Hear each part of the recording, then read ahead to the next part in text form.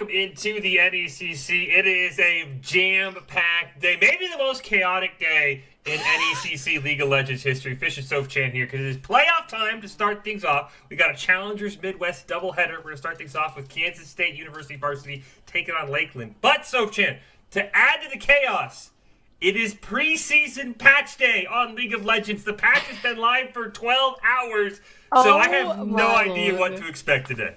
Oh, me neither. It's always going to be chaotic, and there's nothing that we can guarantee. The only thing that we can guarantee is that these teams are going to pop off because it's the playoffs after all. But it's a reminder, of course, as usual, playoffs. It's going to be the first seed and the bottom seed, the top 8 in the bracket in this division. So it's going to get pretty interesting, isn't it? I'm very excited to see how these new changes look on the live patch. We've heard a lot about jungling pets. I mean, jungle has been the major focus. I'm sure that's where our attention is going to go for most of the series. But as you said, Soph-Chan, it is the top seed. Kansas State University Varsity coming in at 7-1. Taking on the 8 seed Lakeland University coming in at 2-6. Kansas State did beat them 2-0 a couple of weeks ago, so they're the overwhelming favorites. But it's the playoffs, Soph-Chan. You never know what can happen here. And it's preseason. That win 3 weeks ago literally means nothing because it was basically a different game. It was a different game when those teams played.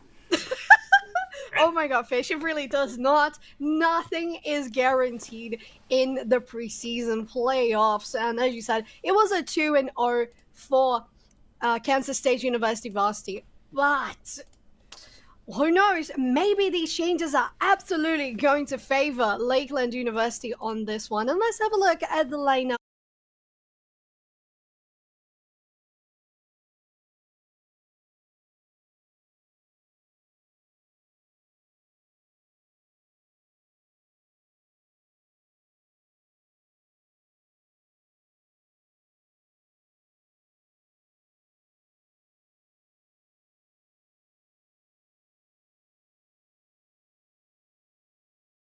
In his name, that makes me think maybe Kansas State support going to make some crazy plays. Now take a look at their opponents. Let's see what Lakeland University is putting on the table again. They come in as the 8th seed. They've got a lot of work to do here, Soph-Chan, but we saw this team a couple of weeks ago, and I think they can make some plays as we take a look at their roster. We've got Resp Einstein in the top lane, Popcorn Par in the jungle, Padawantano in the mid lane, Galaga 123 in that bot lane, and Online Gamer in that support role. Pair of fantastic support names. Yes, but again, indeed. I think as we talked about Soph-Chan, all the focus, all the attention is going to be on these junglers. This is where the major changes came in. So many camp changes. You can no longer counter jungle as camps will despawn. So I think it's really going to come down to Cares and Popcorn Par to see what they do on these new changes, because everything I think is right now eyes on the jungle and how they respond with these pets and everything else that's going on. It is. Totally agree there, Fish. And I think it's going to be a lesson for everyone, even for the players, jumping so fresh into the preseason. The changes are going to make a lot of difference. And some interesting stuff that might start going on. Kansas State on the blue side, Lakeland University on the red. So far, we already have Darius and Soraka coming on. This is my question, Soph-Chan. What do you ban here? Is it stuff that, like the pros and the streamers have told you is OP? Is it stuff that because it's a preseason patch, there's new items, there's so many changes. What would you ban here? What do you ban when you don't know what's meta right now? I think I would go for something in the jungle, as you mentioned, Fish. It will have to be the changes focused there in the patch that will make the most difference. So I would go for junglers that start in the early game super powerful. And already starting off, we have the On in the top lane, Zach in the jungle, and Victor in the mid for Kansas State, whereas Camille, Wukong, and Syndra are confirmed as the 3 players picks for Lakeland University. Azir, Braum, okay, it's just all over the place. To be fair, I think we're just coming to the chaos of preseason. Welcome, everyone. Yeah, we're just going to ban anything and everything you've seen a tweet might be overpowered in preseason. That has gotten a ban in this series. Now we go to the bot lane again. They did pro draft off screen. That's why it's going so quickly. We've got the Ezreal Caitlyn matchup here. Curious what Kazekage is going to pick. I think, if the Morgana is something they want to play, Caitlyn Morgana can absolutely dominate. Instead, it's the Zillion. Okay. All right. Okay, there we go. Thank you. They changed it to Morgana. So I was like, Zillion?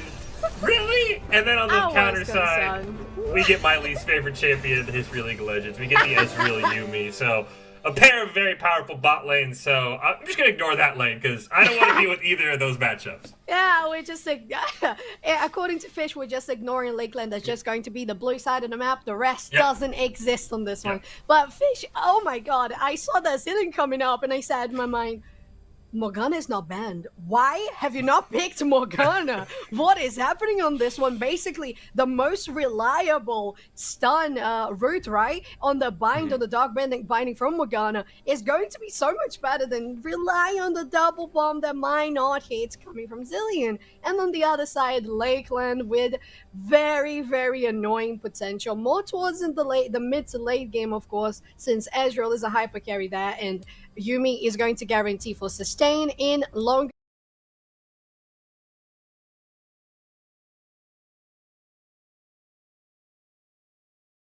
These two teams are going to throw, and especially to see the dynamic in the jungle.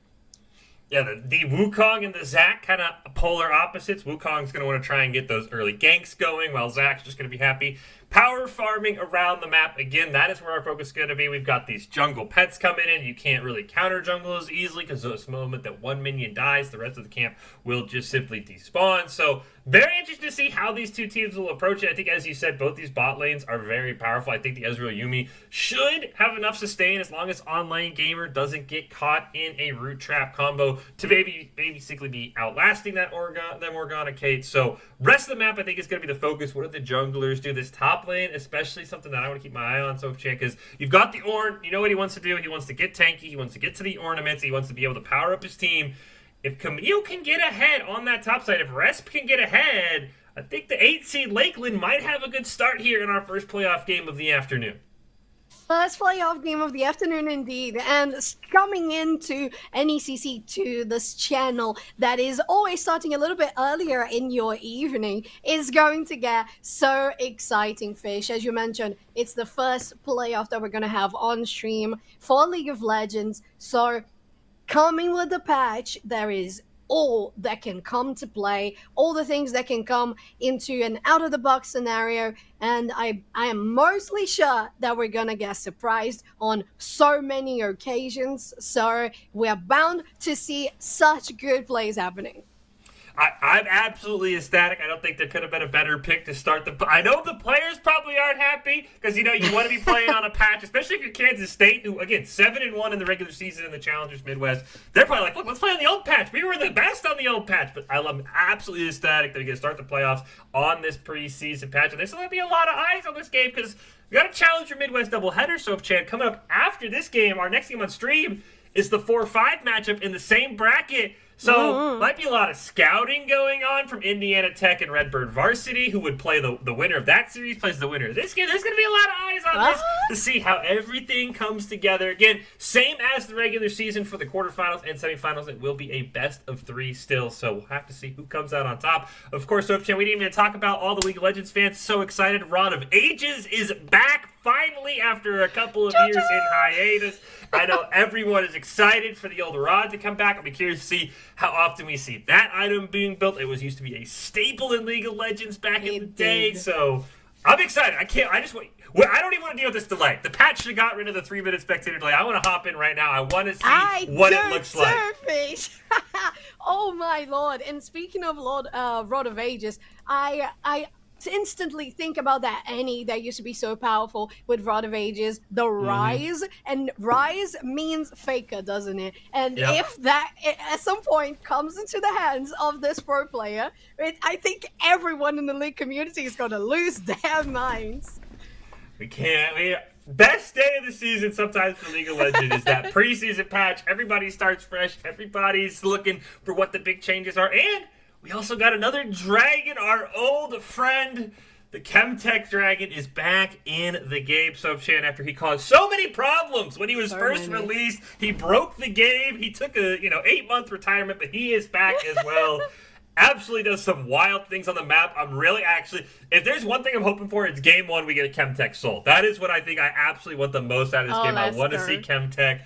You and I have seen so many Cloud Souls. I'm just gonna puke on stream if we get another Cloud Soul. It's like 50% somehow, so I'm really hoping Chemtech Soul blesses us on this day, at least in game one. But again, we're getting ready to go. Game one, Kansas State University Varsity, our 1 seed in the Challengers Midwest, 7-1, taking on Lakeland University, the 8 seed, 2-6. It's playoff time. There's no more games left. If you lose, Sofshan, the pressure's here, and I'm ready to hop into this game in just a few moments.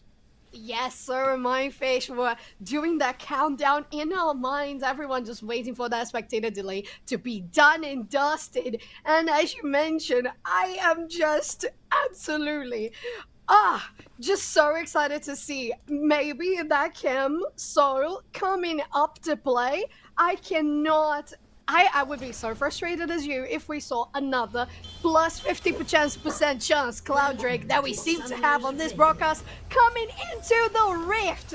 We have on one side Kansas State University and Lakeland University. On the red, blue team already going for a 5-stack here on the bot lane, engaging for a possible invade in the blue buff. See if anybody's able to pick up on it here as there is a ward down that they're going to walk over. There's the pings.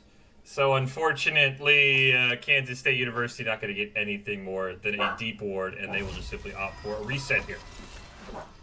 And that's going to give some positioning on Lakeland University. They're able to pinpoint where and what exactly Kansas State University was thinking about when they started this game.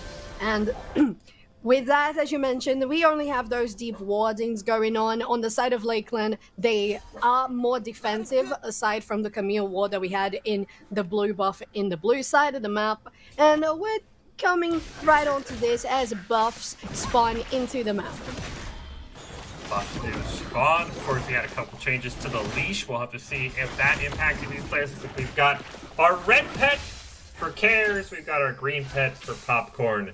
And we'll see exactly what these junglers have been working on. Again, I'm sure they have been also excited for this very interesting change. It kind of gives that like more of that ARAM vibe where you've got that little pet following you the whole time. Very curious to see, you know, bush interactions with the pets. I know sometimes those little pets just walk out of bushes and give away your location. So it's a lot of little things you got to keep your eyes on here if you're one of these junglers. So far, nothing really happening, just some farm going out, everything pretty much dead even across the board for these two teams early on in the game. Unless you're top lane, right? Boomix and Camille fighting off that 1v1. Oh, Ignite already landed. Oh, the burst damage from Caitlyn Morgana is absolutely outrageous. First blood for Kansas State University. And we talked about it when the Zillion was hovered. We now know that, of course, bot lane Kazakage was maybe trolling a little bit there. We were like, why would you not pick the Morgana? It was open. That is why, though. Interesting, Galaga brought the teleport. Maybe predicted he was going to die early. Is Popcorn Power going to go in immediately, or just has to just simply flash away? But Galaga doesn't really lose too much experience from that death. Very interesting to bring the teleport. I mean, again, I don't know if he predicted he'd die this early, but he didn't lose anything from it. Yes, I think to be fair, it could have been a predict in regards to this early of First Blood, because the pressure from Caitlyn and Morgana is always going to be there. You know, as an Ezreal, you're going to try to farm from a distance, get those kills, Qs, skill shots, landing the minions, getting the last hits, and with a Yuumi, you can survive a little bit, but of course, especially on level 2, that is exactly what Morgana and Caitlyn did on that lane engage. They knew they had to be precautious, especially if you have a cat on you. They can have the exhaust, they can have the heal, and you're good with a teleport yourself. You with the teleport, already one turret plate down in favor of Kansas State. Of course, that plate gold being buffed by just a little bit, so some more extra gold in Uwu Berry's pocket. He's got the 23 CS. He's got the kill. Galaga starts with the tier as well, Sofchan, so he already wanted to play this lane passive. And bot lane, I wouldn't look away because there's a Yuumi, and right now this Yuumi's not in a very... It's a dog's world right now in the bot side for Kansas State. Woof woof! It is a dog's world for Lakeland University, and they're dominating on this one. Zach going in on Syndra, the push away is there. Maybe they're gonna get her to get a little bit closer. Damage from Victor is gonna land, but not enough. Just some poking guaranteed on Syndra, taking the health bar a little down. Great predict by Padawan. Didn't even have to blow the flash in that mid lane. Well, again, Erdis did have to blow it on that last gank, so maybe we see Popcorn come back. Another plate's about to go down on the bot side of the map. This is going to be a huge problem for Lakeland. We see some trading up in the top lane at Resp and Boomix. Nothing too crazy going on. Again, top lane shenanigans. I think this definitely favors the Ornn, though Boomix getting Resp kind of low. If he gets 6 quickly, might be able to go in, but right now it looks like Resp will probably retreat and opt for the reset. Yes, in the bot lane, as we mentioned, it's going to be oppression on top of oppression coming from Uber. What? Hello? That was fat finger. 4K That's a fat finger, live yeah. We've all done on it. stream. We've all done it, Soapshare. We just haven't been on stream. We've all done it. We've all accidentally you put your hand on the wrong key and you're like, wait, that's not the button I wanted to hit. Now, there it is. there's the root. There's the... Ooh, the trap misses, though. Gallagher's not quite punished. Just a little bit off on that timing. Caitlyn was some meters behind, some pixels behind on that engage. But on this one, Popcorn going right on mid. So far, these two just dealing damage on the mid laners, as both of them are dropping so low on mana. They will have to reset, but it was definitely a good trade for Lakeland University as they have pushed the wave and shoved it on the blue side of the map. I'm really curious what Lakeland's going to do about this bottom side of the map. I mean, they're going to pick up almost a third plate of the game for 6 minutes, Soapchin. That is so much bonus gold for Uberry. You've got Cares hanging out there as well. That another plate. The gold difference on the bot side of the map has to be astronomical at this point. There's worse AD carries that Lakeland could be going up against, but Caitlin's absolutely going to dominate the mid game, especially when she gets her mythic item. I don't know how you slow Ubu Berry down, because they're already a problem, and we're not even in... Herald hasn't even spawned! Soapchin, and Ubu Berry can already basically like 1v3 at this point, I think. It looks like so, doesn't it, Fish? And with what you mentioned there on the bot lane, of course, once Caitlyn gets that Gale Force, it's going to be insane chasing potential on Gallagher, even though they have the Blink and the Yuumi on them. But top lane, Boomix going for that 1v1, getting some damage down on Resp Ison, and the Horn is in. Ooh, nice dodge with the ultimate from Resp. He's just simply gonna break it and walk away. Flash forward, breaks the shatter, but the hook shot. Able to get that Camille to safety. Great use of that Hextech Ultimatum iframe. He dodged the knockup, but again, this is favoring Ornn. The less deaths Ornn has, the more pressure he's able to put up. Camille's value just drops further and further, Sorchin. But right now, I think the biggest thing for me, it's only 1-0, and it's a 2K gold lead. And you look at the CS, most of that gold difference is on the bottom side of the map. Yeah. Yes, it is. They really capitalized on everything on the CS advantage. To be fair, not that far behind for Ezreal, but definitely on the way. They pushed onto the platings, as you mentioned. I think, yeah, we're down onto 2 platings remaining on the red side tier 1 turret in the bot lane. And that's going to be Caitlyn getting her mythic item as soon as possible. When that happens, especially with the Litho Temple, you're gonna deal so much damage on everyone. Even if you have a gank coming from Popcorn, it's gonna be something to be scared of. Interesting choice for Popcorn to buy the Tiamat, so it really just wants to power through those camps, try and empower the pet with the buff stacks as soon as he can. Does look like we are going to get our first dragon in the game. It will be an Earth Dragon. Our Inferno is next, so Cloud Soul is sadly still alive, so is Chemtech Soul. We've got a chance to either be really sad or really happy. I'm not sure which yet. Yeah, me neither. I think we're all going to be gambling here on what is going to be the possibility. Padawan gets engaged upon Kaz. It's gonna follow up Popcorn 2. Mid is so low on health, they're gonna go down themselves. And Kill is now favoriting Lakeland University. Cares trying to get away. Nice flash over the wall. So it would simply be a 1-for-0 on the mid lane as Radis does go down. Bot side is a big problem. Boomix staying around, gets a great knockup onto Popcorn. Nice little fake there. Juked him out, made him think it was the Warrior Trickster clone. He's able to get away, but is this a sub 10-minute tower? Oh my god, it looks like it is. That's so close. The last plating is already down, and the way this Caitlyn is pushing, she wants that. She wants the last hit. Yeah, this is a sub-minute 5 plates going over to Kansas State. They increased the gold. They wanted to reward early aggression, and they did just that. First turret at 9:30. Oh my goodness, Kansas State. We can see why you're the #1 seed. They are playing the bot lane so well right now. And that is really something that we need to remember people about. Lakeland University, unfortunately, in this matchup, is the 8th seed against the 1st seed, Kansas State University. Oh, so close, Rasweizen trying to deny the recall on, gets the shot from the turret, and On gets back to base in safety. I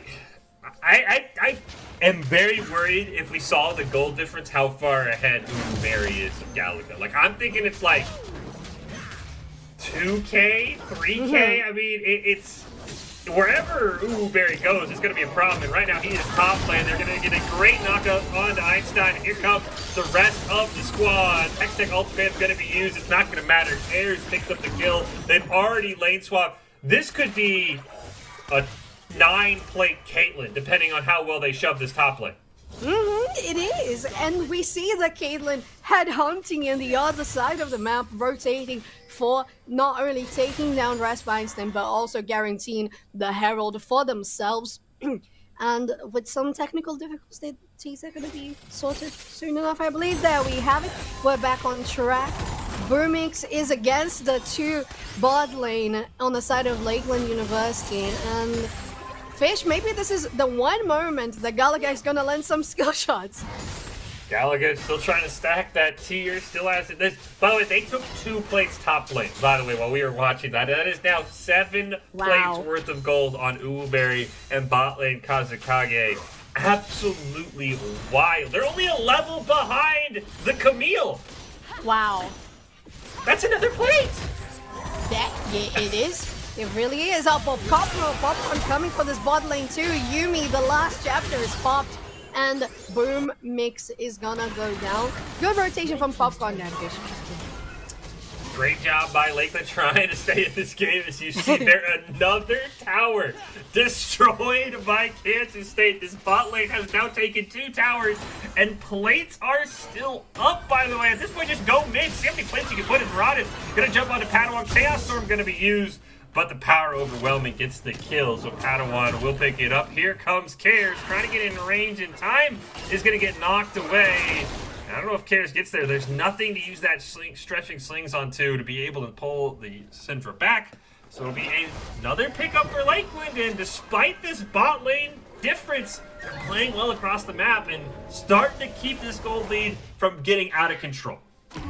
Yeah, so Kaz and Popcorn looking at each other here. Galaga following up with Yumi as well. The slow is there, but bot lane Kazakage is around. They have to retreat. They have to respect the power of this bot lane and how much Kansas University is relying on their early game power.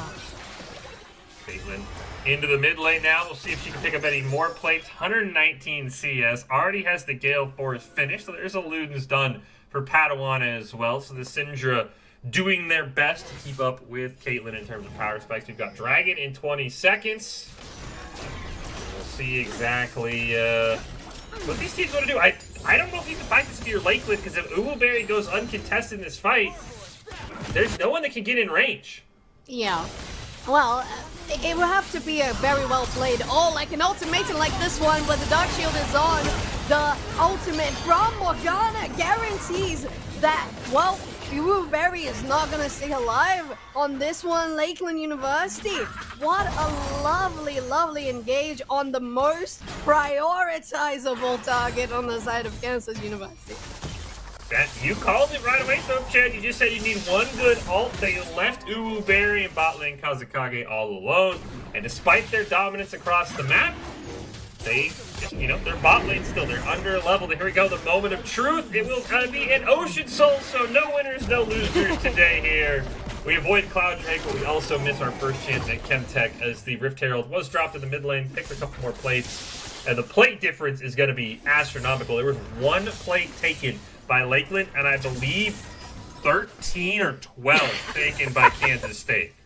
That is astronomical, as you said. Really insane how much this Caitlyn Morgana has been on top of this game. But if we're thinking about this Ocean Soul that is confirmed at this point of the game, shows that we have good opportunities for Lakeland University with the extra pushes in the map.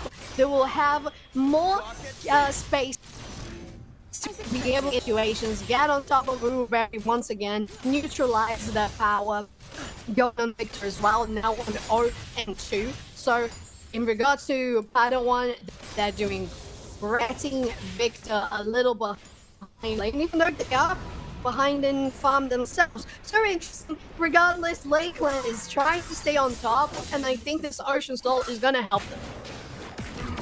The Ocean Soul would be huge for Lakeland if they can get it. Again, they're quite a ways away as they did split the first 2 dragons. We're getting into this mid-game now. Things have kind of evened out. It's still a 4K lead for Kansas State. Again, mainly on the back of Ububerry right now.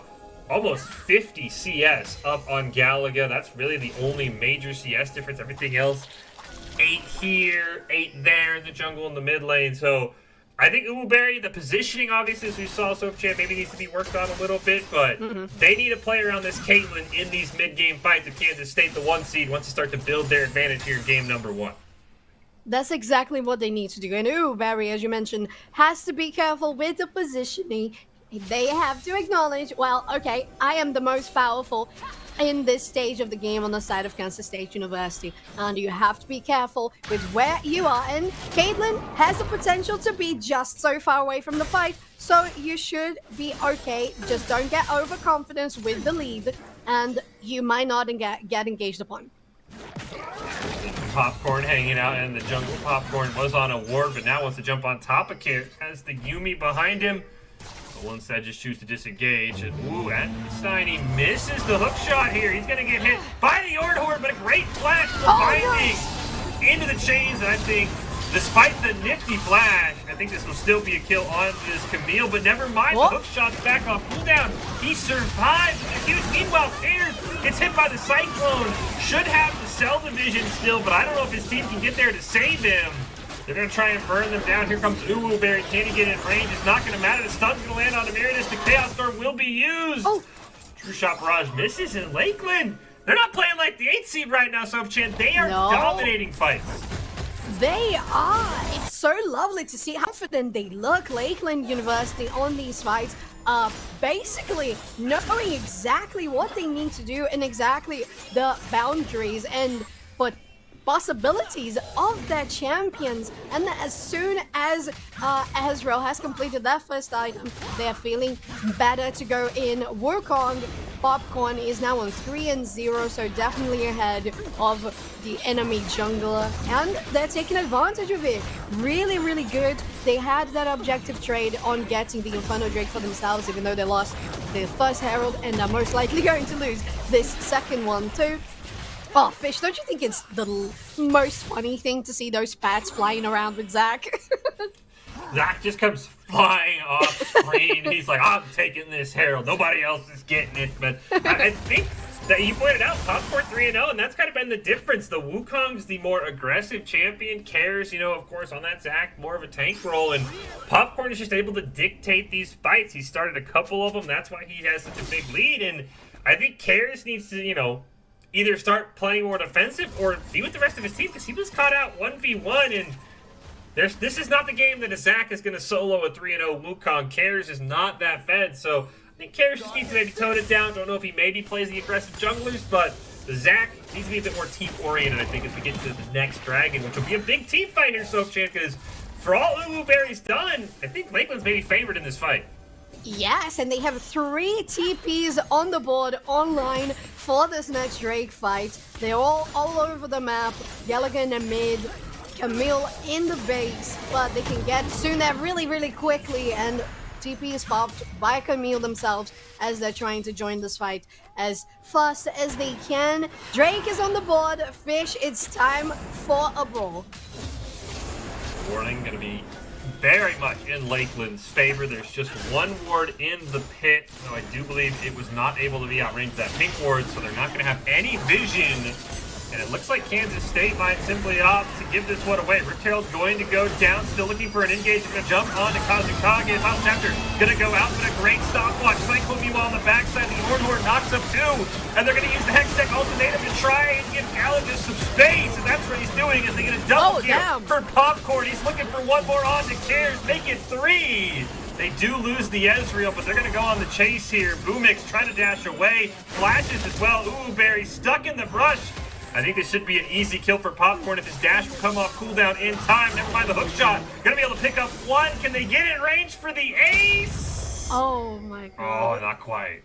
Oh, I was holding my breath all throughout that just for Barry when I saw them stuck between the wall and the champions coming from Lakeland University. I got so scared, especially because it's the most important player on the side of Kansas State University right now. And Barry was almost caught out of position. And thankfully for them, they didn't go down. But for Lakeland University, it's the second Drake of the game, that Ocean, and it's going to get us even closer to Soul Point. And Lakeland University showing that even though they are 8th seed and they lost 0-2 to Kansas State University earlier in the brackets, they have a big shot in these playoffs, Fish. Right now, they're playing phenomenal. Popcorn 6-0-1 on this Wukong, and really the difference maker, Uwuberry not able to even get in range of Popcorn, who's able to solo down the more squishy members like the Morgana or like Maraudis on this Victor. If Uwuberry isn't attacking this Wukong, Soph-Chan, I think this could be a disaster for Kansas State. They need to get damage onto him because he's got a pocket Yuumi and he does not care what the Morgana is doing to him, what the Victor, who's 1 and 3, is doing to him, though they might catch out the clone. Yeah, they thought they had it, but it was the clone. Had me for a bit there as well, but he gets away. Yeah, I was a little confused too, but it was a quick clone diversion from Popcorn. And as you said, they are proving to be so great and pivotal for Lakeland University to manage those team fights so well. 6-0-1, a 300 gold bounty that if lands in the hands of Uwuberry or Midas, is going to be phenomenal for Kansas State to try and come back from this little bit of a dip in the road that they find themselves in, even though they're still 3k gold ahead. Yeah, I mean, I was just about to say, I mean, the gold lead is still so squarely in Kansas State's favor, it's kind of hard to believe that they're behind, but I mean, you look and all the gold's in one place, Soph-Chan. It is all on Uwuberry. He's got a 60+ CS lead on Galaga. He's 2-1-1. He had, again, I think 9 plates to his name in the early game, but that gold isn't doing anything. He's not getting damage onto Popcorn in team fights. We set up around the Baron. I think, again, all eyes are on how Uwuberry positions himself in this next team fight, wherever it breaks out. Yes, and they are trying to be a little more defensive about it. They have the wards in the pit. Popcorn's trying to get around to clear them. They have the pocket Yuumi, as you mentioned. They're there to try and save the day. And I was going to say that Popcorn is also a quote-unquote Uwuberry on the side of Lakeland University because all the gold is on them. But if we look at Padawan and online gamer, we see so much assistances, and that's going to make a huge difference. Whereas on the side of Kansas State University, as you mentioned, it's solely on Uwuberry. Ooh, Maraudis tried to come down. Padawan does pick up the tower. Interesting. The other thing that Popcorn has going for him, really making great use of these new jungle pets. He picks up the green pet, which gives him a small shield and 20% tenacity and slow resistance as long as the shield holds. So that's allowing him to start off these fights with an insane amount of tenacity. Plus, he's got the pocket Yuumi. I mean, he's just got basically 3 tank stands galore, and he's able to build as aggressive as he wants. Yes, exactly so. Right now, both teams look to be just taking the vision in the area around the Baron. Right now, it's one red ward in the pit, one around the bush. And Morgana's trying to clear as much as they can, as a good support should do. But every team player knows that they have to do ward buying, they have to take care of vision themselves as well, because you can't have everything just on your support's back. You know, don't save the 75 gold. We've talked about this a lot in the past, so don't save the 75 gold so that your 75 gold closer to your next upgrade. Buy a pink order too.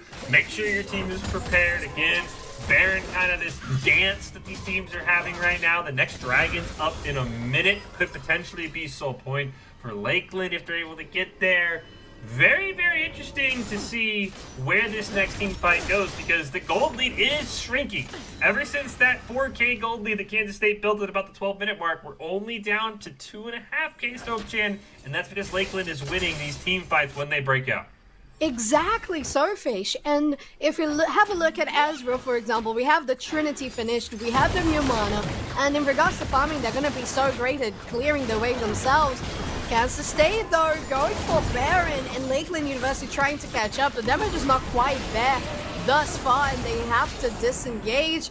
The movement speed on Morgana getting people out of danger. But it was a good shot, at least to test out how much damage they had.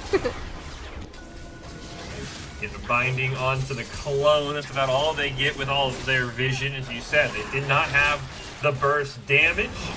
And now this should mean that Lakeland has priority when heading over to this dragon. You see there's no wards there, though it does look like Kansas State almost saying, look, if you want to go to dragon, we're going to get a head start on Baron. And we'll see how quickly Kansas State wants to pull that trigger. You see the pings going out. They're going to head that way. They're going to clear out the wards to give away to the rest of Lakeland that they're picking it up. The smite used here by Popcorn.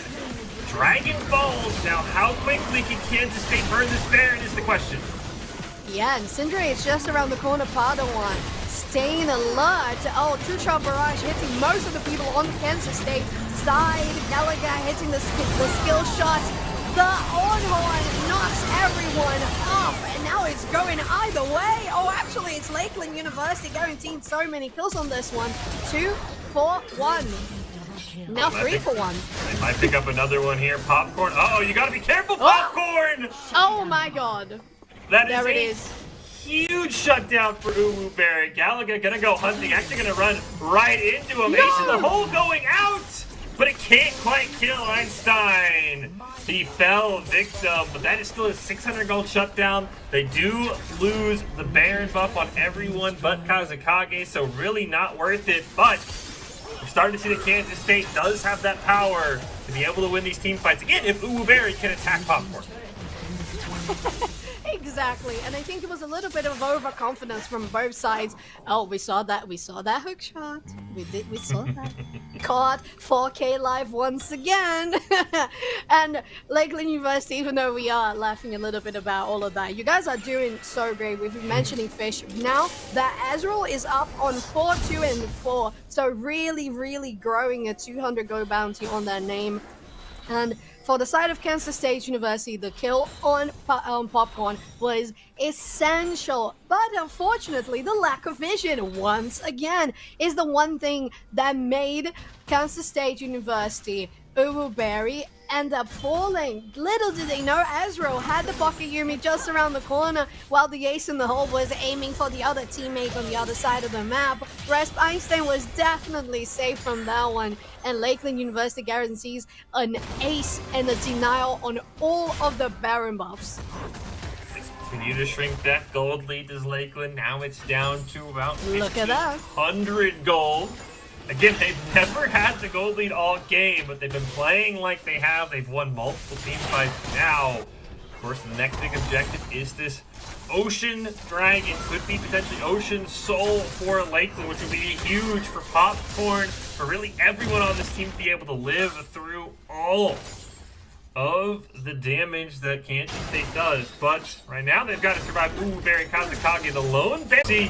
Looks like we came back and everything went south. We're trying to praise Lakeland, but we come back. We've lost We've lost a Nexus turret. We've lost a bot lane inhibitor. We've lost a bot lane inhibitor turret. Again, we do apologize. We didn't quite see what happened, but all we know is that Kansas State, the 1 seed, played like a 1 seed when we weren't looking. First seed proving that what? I'm just so sad that we didn't get to see that. Almost getting a tier 2 in the mid lane as well. Top tier 2 is also so close to down. And Lakeland University, as much as they were doing so great, held up onto shrinking that gold advantage for Kansas State. It has gone to the side of the blue team once again. Fish, 45 seconds for the next Ocean Drake potential solve for Lakeland University, and there's an ambush happening. Oh, the ambush works perfectly. Kazakage already falls. They're gonna get out with popcorn par. Ooh, nice little red buff steal from Galaga as well. And Lakeland not done yet. Yeah, Lakeland absolutely not done. And one thing they have been great at is those team fights and the controlling vision to get pickups like those.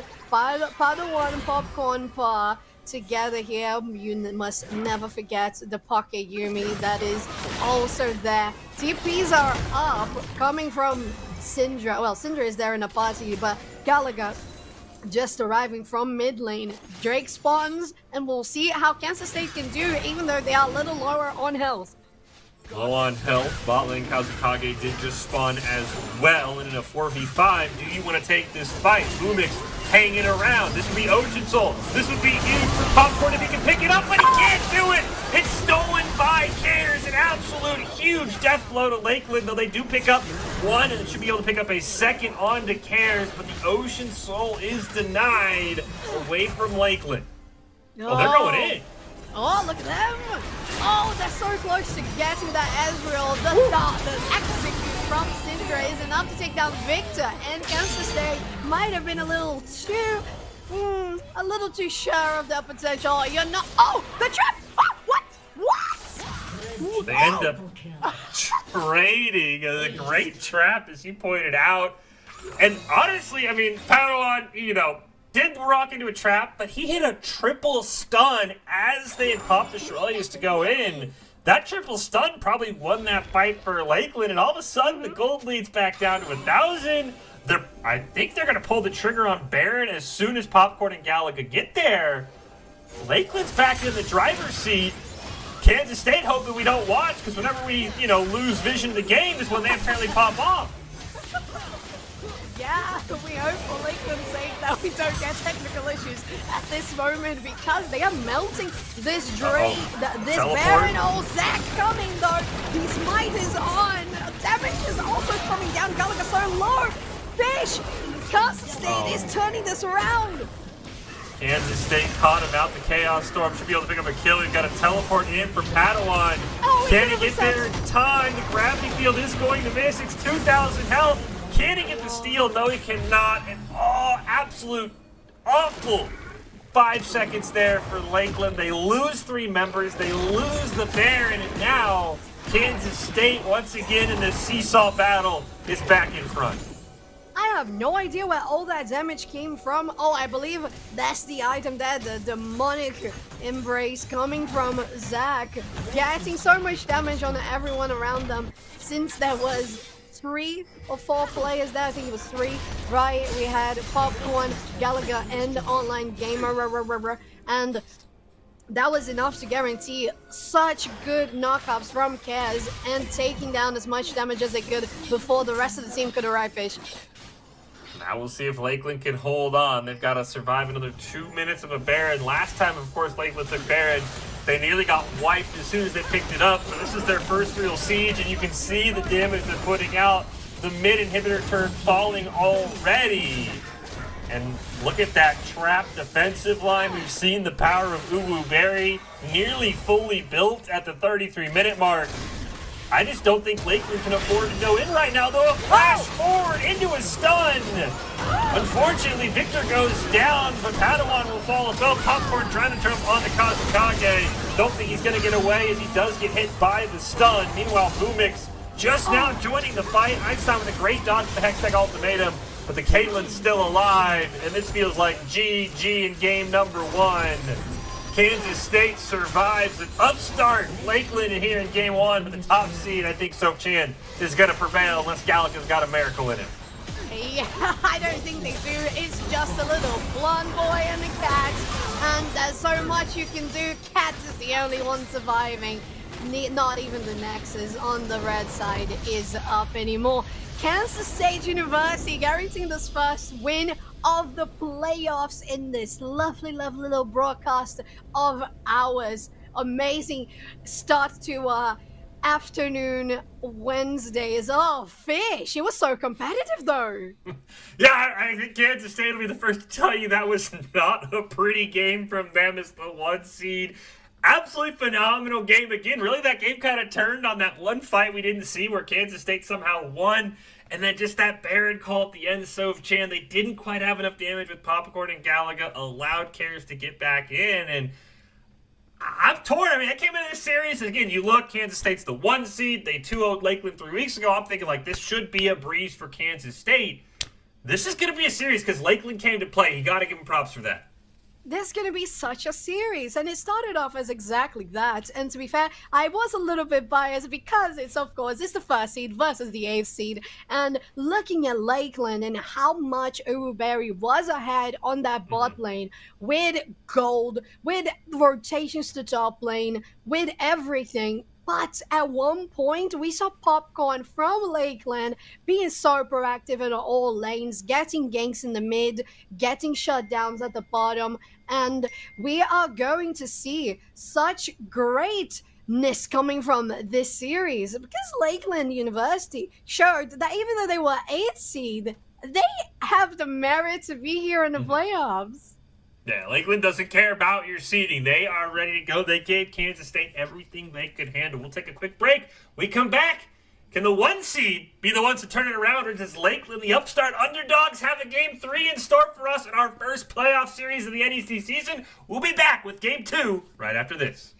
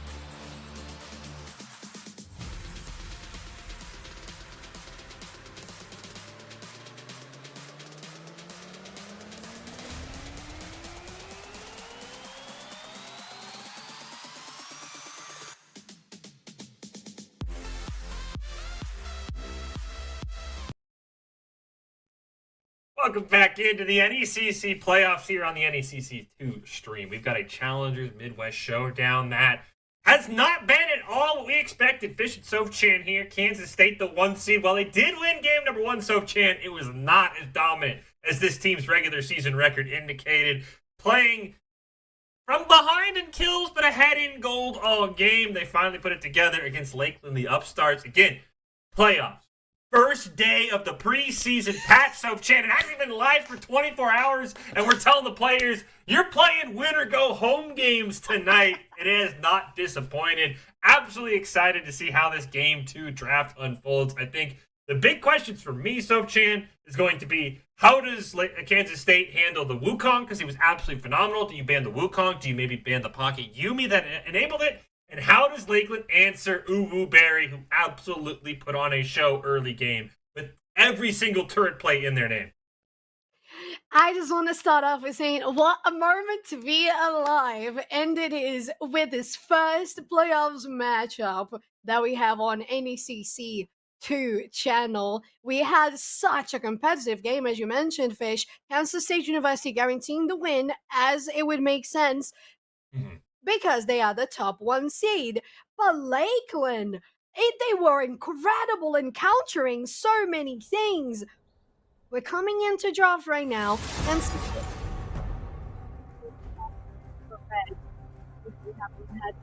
shall I turn in my badge and rifle as well? No, actually we have. I do not. Yes, we need to have that swapped, but it's alright, no problem whatsoever. We're gonna get onto it as soon as possible. And Fish, we're going on to these bans. And in regards to your question, well, they have replied for you already. There is no Wukong ban on the table, so that's going to be good for Lakeland University since that worked so well, and it definitely was one of the biggest reasons why Lakeland was able to stand off that game for so long. There it is a pick. Yeah, the Wukong pick gonna slot in nicely. There's our first kind of wild card, though. Padawan gonna lock in the Morgana mid lane.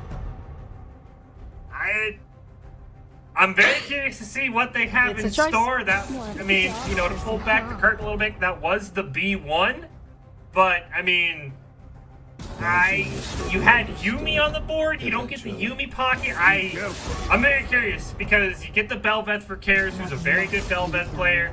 You get the Azir for Radis. I think that I don't know what this Morgana's got in store. This is the big question mark right now in this draft for Lakeland. Yes, and considering that we know that draft is not usually in order, and we have it in order here just to be for the sake of organization, and of course, it's so interesting to see that even though they saw Padawan go for Morgana, they kind of still continue to ban supports on the side of Kansas State. Like, how were they so convinced that Morgana was mid lane and not support? Because if it was a regular support Morgana, you wouldn't ban any more supports. But finishing up this draft, and I'm so excited about this, we have a Jinx on board alongside a support Heimerdinger versus the Kai'Sa Amumu matchup. What are your thoughts on that bot lane, Fish?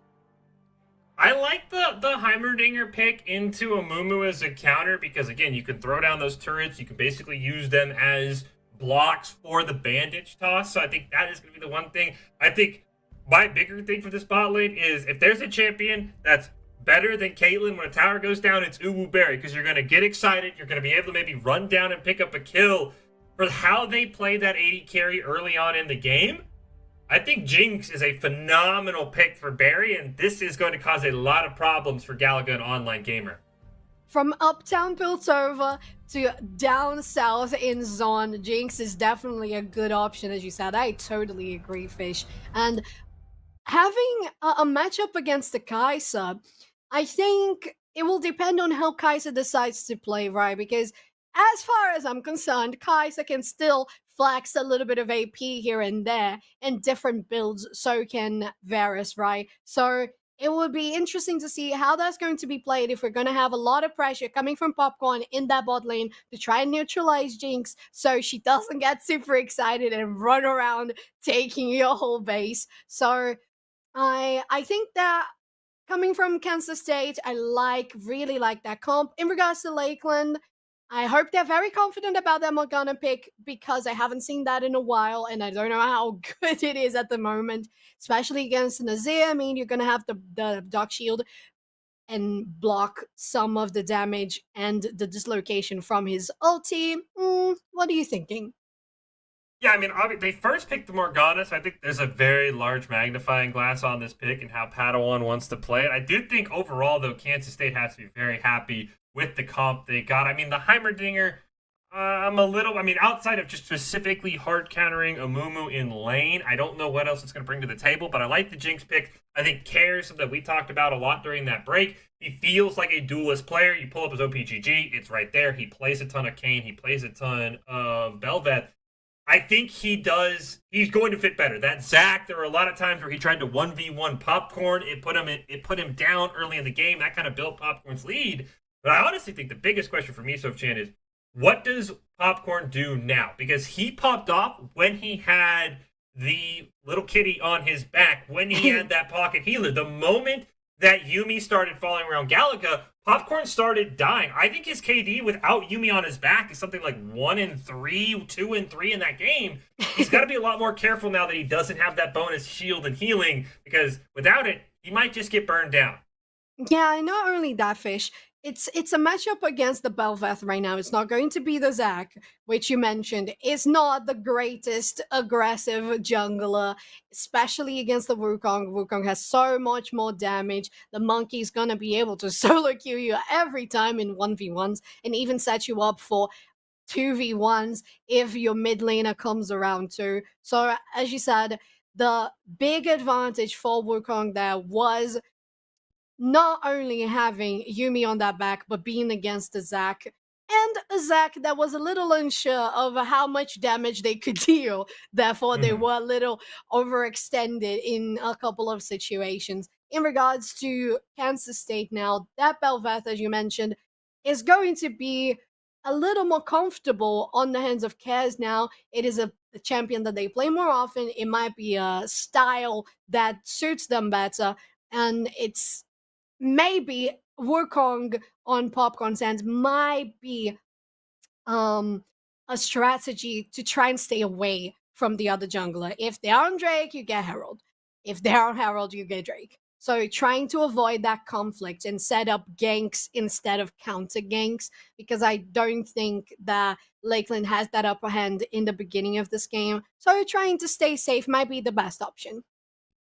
And I think the other thing Lakeland needs to do is they just need to not overestimate themselves, right? A big reason they lost game one is because they overestimate how much damage Galaga and Popcorn could do to that Baron. If they don't take that Baron, they're still in that game. I mean, maybe it ends up going Kansas State's way, but that Baron misplay cost them the game. So I want to say, make sure they're saying, okay, look, let's know when to take Baron. Let's know when to move as a team. But here we go. Game 2. Challengers Midwest. The 1 seed Kansas State surviving a near upset in game 1. Can they pull off the sweep and move to the semifinals? Or does Lakeland have something in store immediately? Online Gamer blows the flash, looks for the bandage toss. But he has that Hex Flash, so nothing too crazy happening, but just trying to get some early pressure. Because again, Maraudis also blew his flash in response. That's a win for Lakeland in the first 40 seconds. Yes, and exactly as you said, it's a mid laner flash against an Amumu with Hextech flash. So it's going to be great for Lakeland. All day they can take that trade. And it's nice that they had that sort of incentive to go in, just get what they needed and retreat, just set up for the red buff here in the blue side of the map as Bel'Veth is on the red buff themselves. So right now, as we mentioned, the two junglers are on opposite sides, so they might not even face each other on Scuttle Crabs. Of course, the Scuttle Crabs also getting a little bit of a nerf. Don't come to the game until 3:30 as opposed to 3:15, so it buys you a lot more insurance on what camps you're going to take, what routes you want to take. We do see both junglers opting for that red pet, so interesting. Popcorn, once he hits that late game, not going to have that little shield, that bonus tenacity when he engages in fights, which again, minus the Yuumi, minus the tenacity, Popcorn might have a bit harder time here in game number 2. Right now, and I think the other thing, I don't know how much we talked about it, Chan, is, I mean, we got a run back in the top lane, the Ornn versus the Camille, and I think both you and I kind of agreed. We don't like the fact that Lakeland opted for the run back. It's not like Rest played it bad, but it just didn't have the advantage I think you want a Camille lane to usually have. Yeah, not only that, I think Camille wasn't really blending well with the rest of the comp. Maybe it's gonna do better on this one, considering that you have the bandage, the Unite, the ultimate from Online Gamer to lock people down alongside Padawan too. So maybe that's going to work better for Lakeland University. But I agree, in the last game it didn't feel like it blended that well. And in the 1v1, Boomix was winning all the way. The Ornn was on top of Camille. But aside from gameplay happening, look at these lovely skins that all these players have. Amazing. You know, I'm a little sad we don't get the Angry Cookie Morgana. Definitely one of my favorite Morgana skins. Yeah, look, well, you know, the splash art with her throwing the... At least they used to throw cookies around. I think they changed. So I'm a little bit mad on that one. Just gotta throw that out there, you know. But Star Nemesis though, Fish. Ooh, we got Cares going in.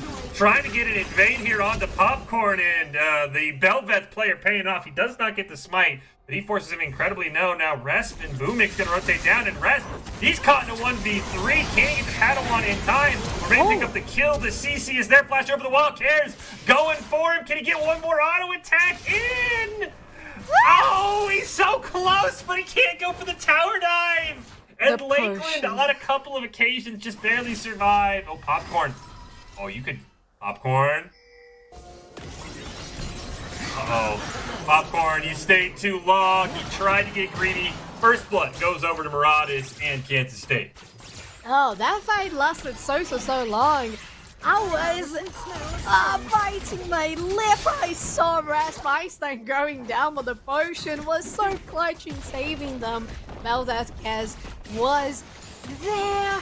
Had to waste that flash, and to be fair, they were holding on to it because they had an opportunity to flash on Popcorn earlier in the blue buff, and they didn't do so. So, knowing that they saw Boomix coming down with Rasp, they said, okay, I'm not wasting my flash here, but they did do it afterwards. Unfortunately, it didn't pay off on that fight. But, as you said, Fish, it's still the first blood for Kansas State University after Popcorn overextended on that bush, trying to steal the Scuttle Crab. Somehow Heimerdinger Jinx has not had as much pressure as Caitlyn Morgana, even with the turret. They are going to get a great bandage top on the Kamikaze. Popcorn trying to go in. Ignite's going to land. Popcorn picks up one. A great flash away from Online Gamer. Now Uwu Berry trying to pick up that kill, trying to get excited. Great kiting by Amumu. It's a double kill for Popcorn. And all of a sudden, it's the Lakeland bot lane who starts the game with a huge double kill for the jungler. Let's pick up two of them. They still get a great advantage.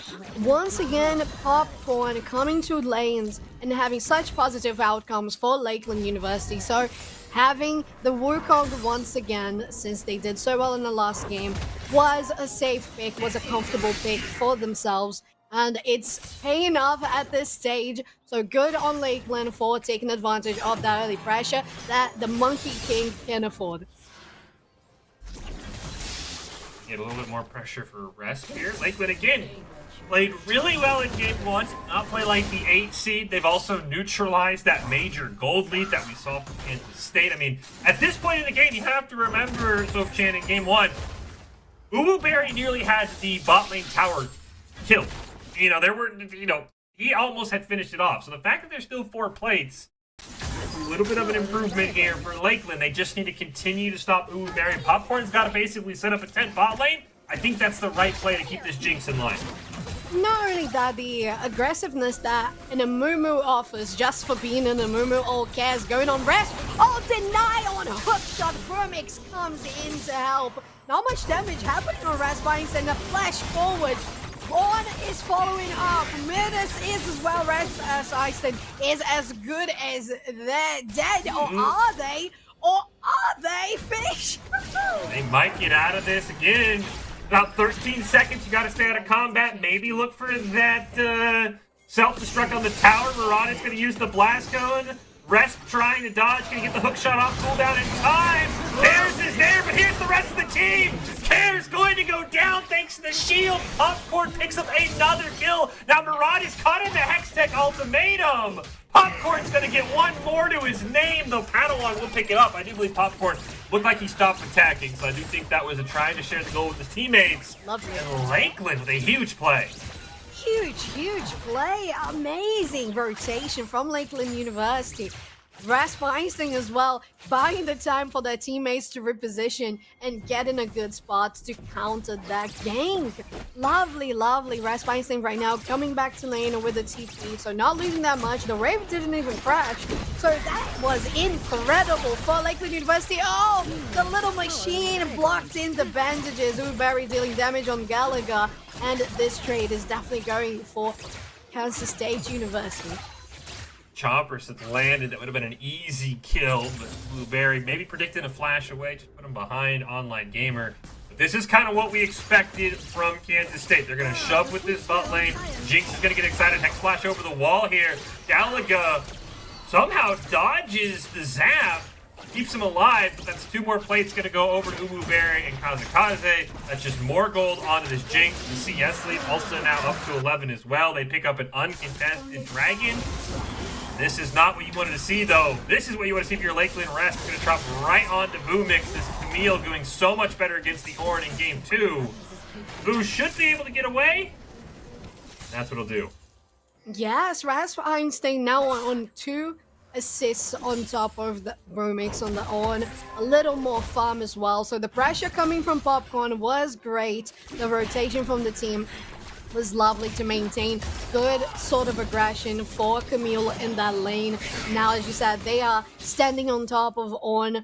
But I'm looking at this rotation in the rest of the map. We saw Kansas State University securing the Drake. So Lakeland University knows that.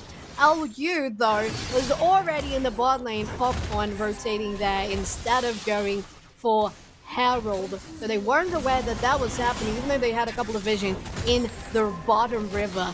So I am expecting to see Kaz going for the Herald themselves right now, especially Isabel Vast. So I would imagine that Popcorn has to be on track to counter that sort of engage. Popcorn 3-1 with that Tiamat once again already built, so just trying to power through the jungle. I think, as you said, but I think the other problem is Popcorn has to hover around this bot lane. Look at this power. It's not as fast as game 1, Soap Champ, but it's still dropping very low. And yeah, Popcorn just, he cannot contest this Herald, unfortunately. Yeah. Lovely dodge coming from Uberry, and Popcorn still stays here in this lane, trying to get a good clone set up with Online Gamer. But there is a ward coming on that bush. They spotted Popcorn. If the ward's going to be taken down, but I don't think they would still stay on that lane. They would better rotate for the mid, maybe get something on mid as they're pushing quite aggressively right now. There is no vision. Scuttle is theirs, so that might be a good setup. Flash into a great bandage toss into the Curse of the Sad Mummy. Kazakaze gonna flash away. This should be a kill, but it's a 1-for-1 trade. Meanwhile, over at Blue Buff, Cares gonna get caught out. Padawan and Rex looking for the kill. Cares staying alive, but he's now gonna go down to Popcorn. It's another kill for the Lakeland jungler. Meanwhile, Barry and Gallagher are both incredibly low. Both have flashed. So they bot laners stay alive. Overall, Lakeland picks up an extra kill across the map and has to be feeling really good about themselves. They've caught Cares a couple of times in their own jungle now. They should. 4 kills ahead of Kansas State University. And it was very unlucky to see that flash coming from Kaz right into the other teammate from Lakeland University and falling themselves. Gallagher gets a little greedy to see if that's not going to be a better option. Hammerding is still arriving in the lane, decides to go for vision control, and it's going to be safe for Gallagher at this point in the game. And Rasp Einstein, as we mentioned, is building up some good aggression, but Boomix is also fighting it back. This game, a little bit like game 1, where Lakeland maintains the kill lead. The gold lead, though, dead even. Last game, it was almost always in Kansas State's favor. Actually, I don't think Lakeland ever had a gold lead in game 1. So CS is better, Again, you look at that bottom side, it's a 12 CS advantage and growing for Uwu Berry. Probably even going to maybe pick up a couple more plates as well now that Galaga had it back. And this is where the problem is going to be, is this Jinx is going to put out so much damage, AoE damage in team fights with those rockets, Soap-Chan. Probably going to be more effective than the Caitlyn as well. They've got to continue to find ways to neutralize Uwu Berry before he gets out of control in this bot lane once again. His rest hookshot didn't go, and now he's in a bit of trouble. But I think Boomix doesn't want to take out any crazy plays, so I'll just let him walk. And that is definitely the safest bet. They don't have vision coming from the red side. Most of the wards are blue. And Raspi is saying this time the hookshot lands. They have the wave to back them up, but Onhorn is down. Ooh. A lovely, lovely flash from Camille, dodging the ultimate, and Popcorn joining once again. Kaz with the counter game. We'll see how this is going to be played out. Ayers wants to get that Rift Herald in the bottom lane to help build up Barry. Again, you get excited when the turret goes down. Here comes everybody. Murad is roaming down, is going to get hit by the binding. Popcorn can look to go over the wall here, but instead that won't be the case, and immediately the pings come out. The Karis is in the bot lane. This is going to force everyone down bottom side. The Herald is summoned. We'll see if Barry and Kazakage can escort it into the base. And meanwhile, the Hex Watch over the wall. Online game, you're looking for a bandit. Tops it great.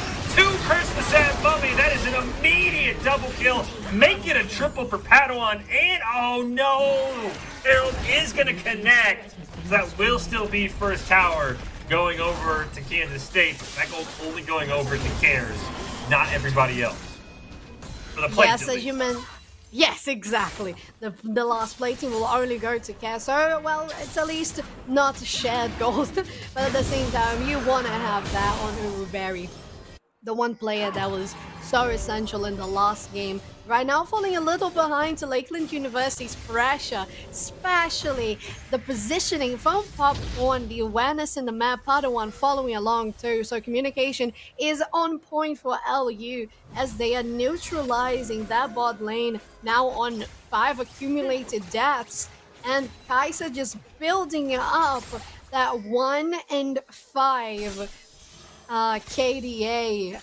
I'm very happy to see Ace Place showing what they came here to do. Amazing work. Yeah, Lakeland looking really strong right now. We are going to have a Hex Tech Soul this game. So the gates will be out across the Rift. Going to be able to use those to make some interesting maybe plays around the Megan and take it back to lane a little bit quicker. But as the plates fall again, not as crazy as game 1, but still an advantage for Kansas State nonetheless with all of these plates. So again, Uwu Berry not picking up nearly, I think again 12 plates is what he got last game. Not going to get nearly that many this game. I think only 3 or 4 to his name. So the Jinx isn't too far ahead. And as you pointed out, 0-2 because Popcorn's kind of been holding that bottom side for his team. I think that's exactly what Lakeland realized after game 1. If they can neutralize Uwu Berry early, they like their chances as this game goes later on. Yes, we have both mid laners fighting in the bot lane. The bot lane is in the mid. And right now, as you mentioned, Jinx is a little behind. They have to be careful. I know those chompers are always trying to be on point. Dividing hooks. It's there. Popcorn too. Dark shielding on them. And Azir escapes safely.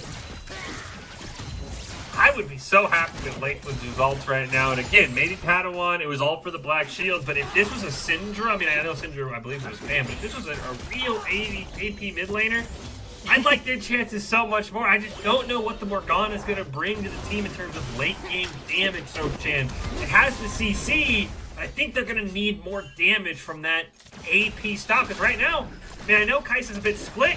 There's no true AP damage on this Lakeland side when it comes to late game team fight. Yes, and we're on the side of Kansas State University. You have Heimerdinger, you have Azir, you have some damage on Belvast too, so that's going to be a good amount of AP to counter up the AD. And on the side of Lakeland University, there's some armor on the red team is going to be enough to counter most of the things. Morgana is not gonna be that great of a threat, especially since she doesn't have the super aggressive item on her pocket. But things are looking to collapse here in the mid lane with Popcorn hovering around. Popcorn has done a great job basically mirroring wherever Uwu Berry has been. Right now, it looks like he's actually going to hop over to this Rift Herald again. They do have the Rift Scuttle vision down, so they know he's on the Herald, but really seems like a combination of no other vision plus not really having anyone in place means I don't think there will be a contest from the side of Kansas State. This Herald, if he's going to be used to crack open the mid lane, maybe going to be saved for that dragon fight to give Kansas State something to think about, because it is going to be picked up here really without any sort of denial by Popcorn. Let me give you. Yes, not only that, I believe Popcorn is getting the kills, is getting the objectives. Right now, both teams, I think, shared one Herald each and one Drake each. So it's looking good for Lakeland University, considering they have that, well, not a big lead, considering they are one game behind in the best of 3.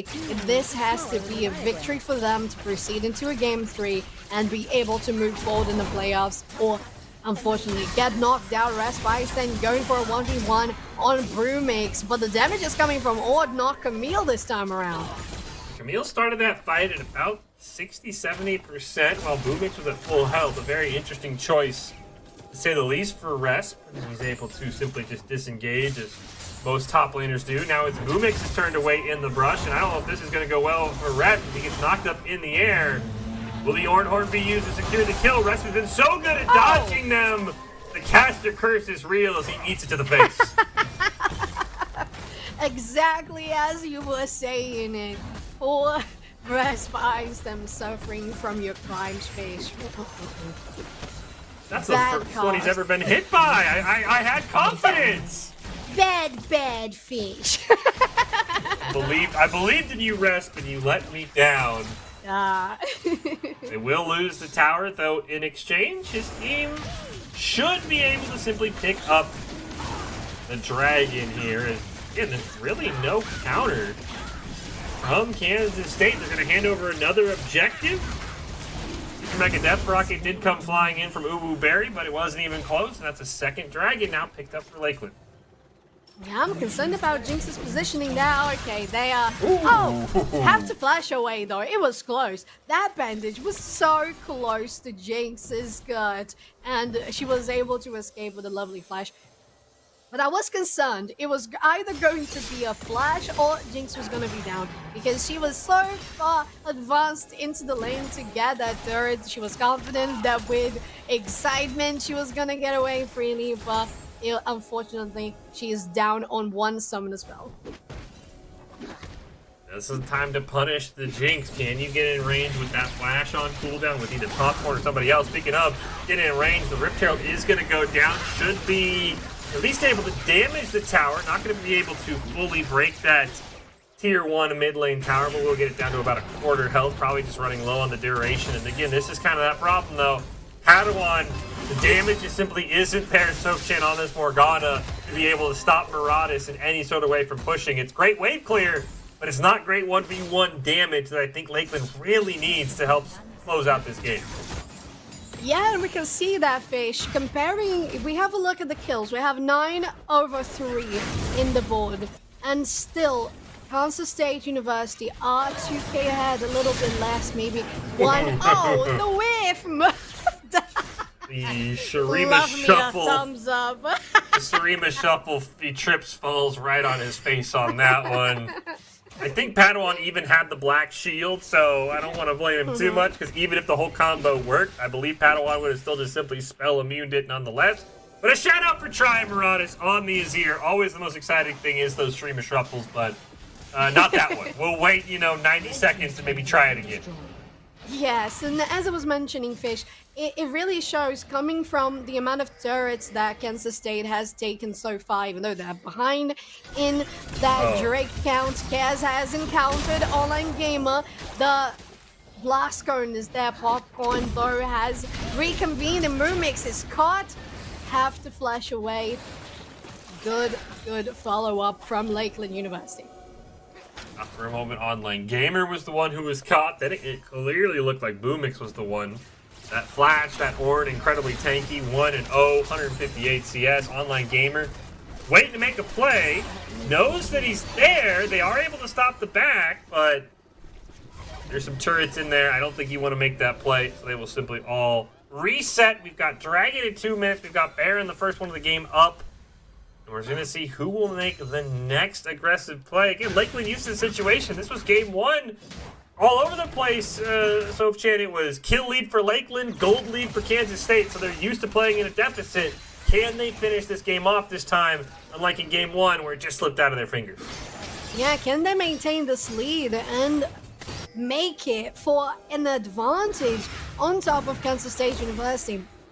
And right now, I am very excited to see those Hextech bots already in play. It's going to be a Hextech Soul, so that makes for incredible positioning that can come for both teams. Oh, damage is stacking on Heimerdinger, and now that's going to be the differential, as you mentioned, Fish, in regards to having that AP stack that Lakeland University is lacking right now.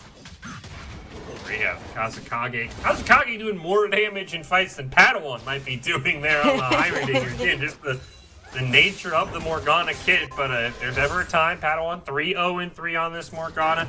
Has the Zanya's Hourglass ready to go. Really has just basically been 1v1ing Maraudis in this bot lane for the last 3 or 4 minutes. Neither team wants to make an air, knowing this could be their playoff live on the line. Rest gonna go in. Hextech Ultimatum gonna be used, but here comes Cares.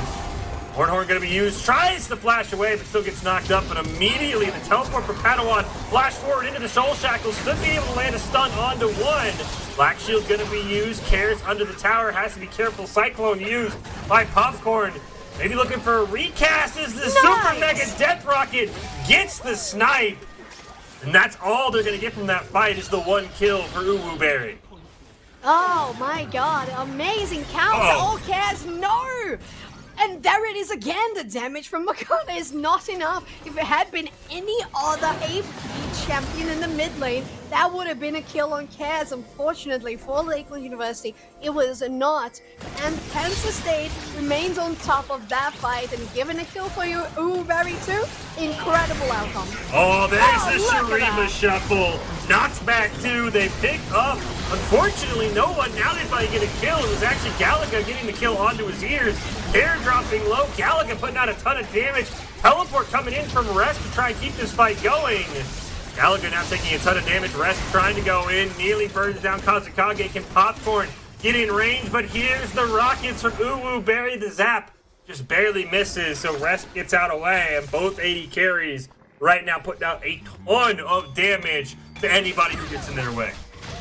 Oh, Barry showing the insanity on Jinx and almost sniping Rasp Einstein from the mid lane. Oh, Lakeland University are trying to be on top of this one, but since Jinx is starting to get online, she has the 2 items, she has the Kraken Slayer, she has the Rapid Fire. She's gonna be able to deal so much damage from so far. And that's going to be crucial to be not in range for the Curse of the Sad Mommy, not in range for Padawan to deal damage. And all of the comp on the side of Lakeland University, since they are, of course, they have long ranges there, but they're not as long as this Jinx can be, Fish. And Kansas State is starting to look a little better on this one. Old lead back up to about 1,500. Uwu Berry does have the cleanse, does have the flash, and now we might get it. We've seen this play before. Last time it did not work out for Kansas State. They lost the Dragon and were immediately wiped at Baron, but the damage is just so much higher this time around. Baron dies before the Dragon does. And that just tells you the amount of damage the Belveth and the Uwu Berry on the Jinx are putting out. They melt the Baron before Lakeland can even respond or kill the Dragon that they started first. They do put themselves on Hextech Soul point, so at least it's an overall pretty even trade, I think, for Lakeland here. Yeah, not only that, if they get the Soul, it's going to be some more damage for Lakeland University that right now they are missing. As we have mentioned a couple of times, Padawan not going to be competing against how much damage is there or that Heimerdinger if it can do in regards to ability power. Jinx on the attack damage, of course. Kansas State is looking very, very stacked. And talking about stacked, we have this bell with so much drowning onto this tier 2 bot lane, and Popcorn comes around, not able to do much, but they're coming back. Sad Mummy goes out here. Uwu Berry, though, gonna get knocked up by the Cyclone, flash away, try and create some distance, gets the kill, gets excited. Padawan's the next target, trying to dodge the Tormented Soil, nearly dies. Boomix forced to flash away. Raid 1 for 2. Uwu Berry needs something to heal off of, but instead, he's gonna opt for the back instead. Looks to stick around. They'll use that Baron empowered cannon minion to finish off this tier 2 bot tower. Uwu Berry starting to heal up, and now can hop right back into this fight to get a great root. Force the Zanya's out from Kazakage. Not quite able to finish him off with the Tormented Soil, and the Morgana's low damage rears its ugly head once again for Lakeland.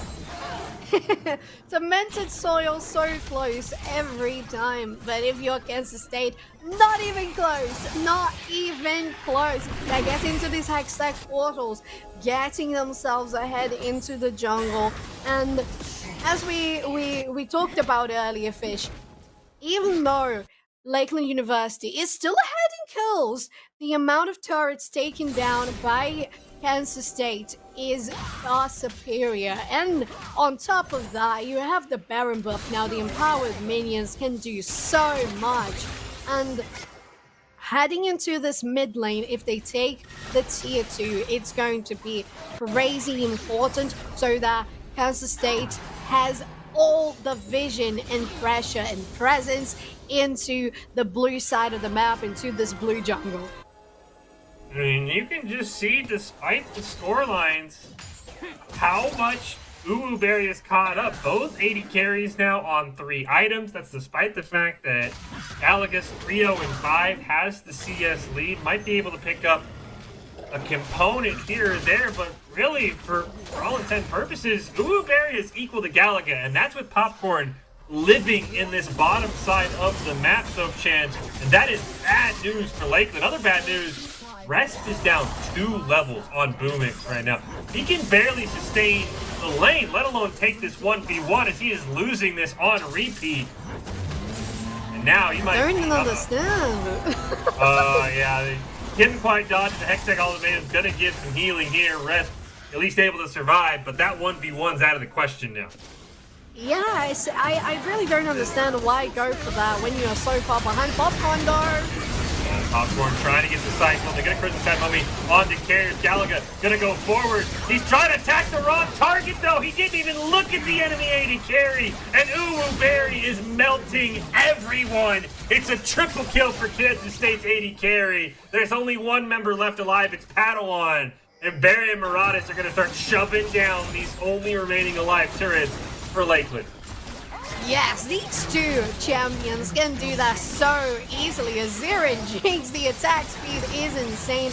Good dodge there on the binding. And right now the Jinx is on 600 gold bounty. So if any of the players on the Lakeland University can take her down, that would be huge. So you're looking for having that on the hands of Padawan, having that on the hands of Galaga, preferably actually, since Padawan is going to be more on that position of you can deal a little bit of damage, but mostly you are enabling the rest of your teammates to get the damage on to the enemy team. And with 20 seconds on this last Drake, the indicator that is wrong, we still have the Hextech Soul on board. It's not going to be an Inferno one, as the Hextech gates are still in place, and that's usually how League works, so don't worry about that.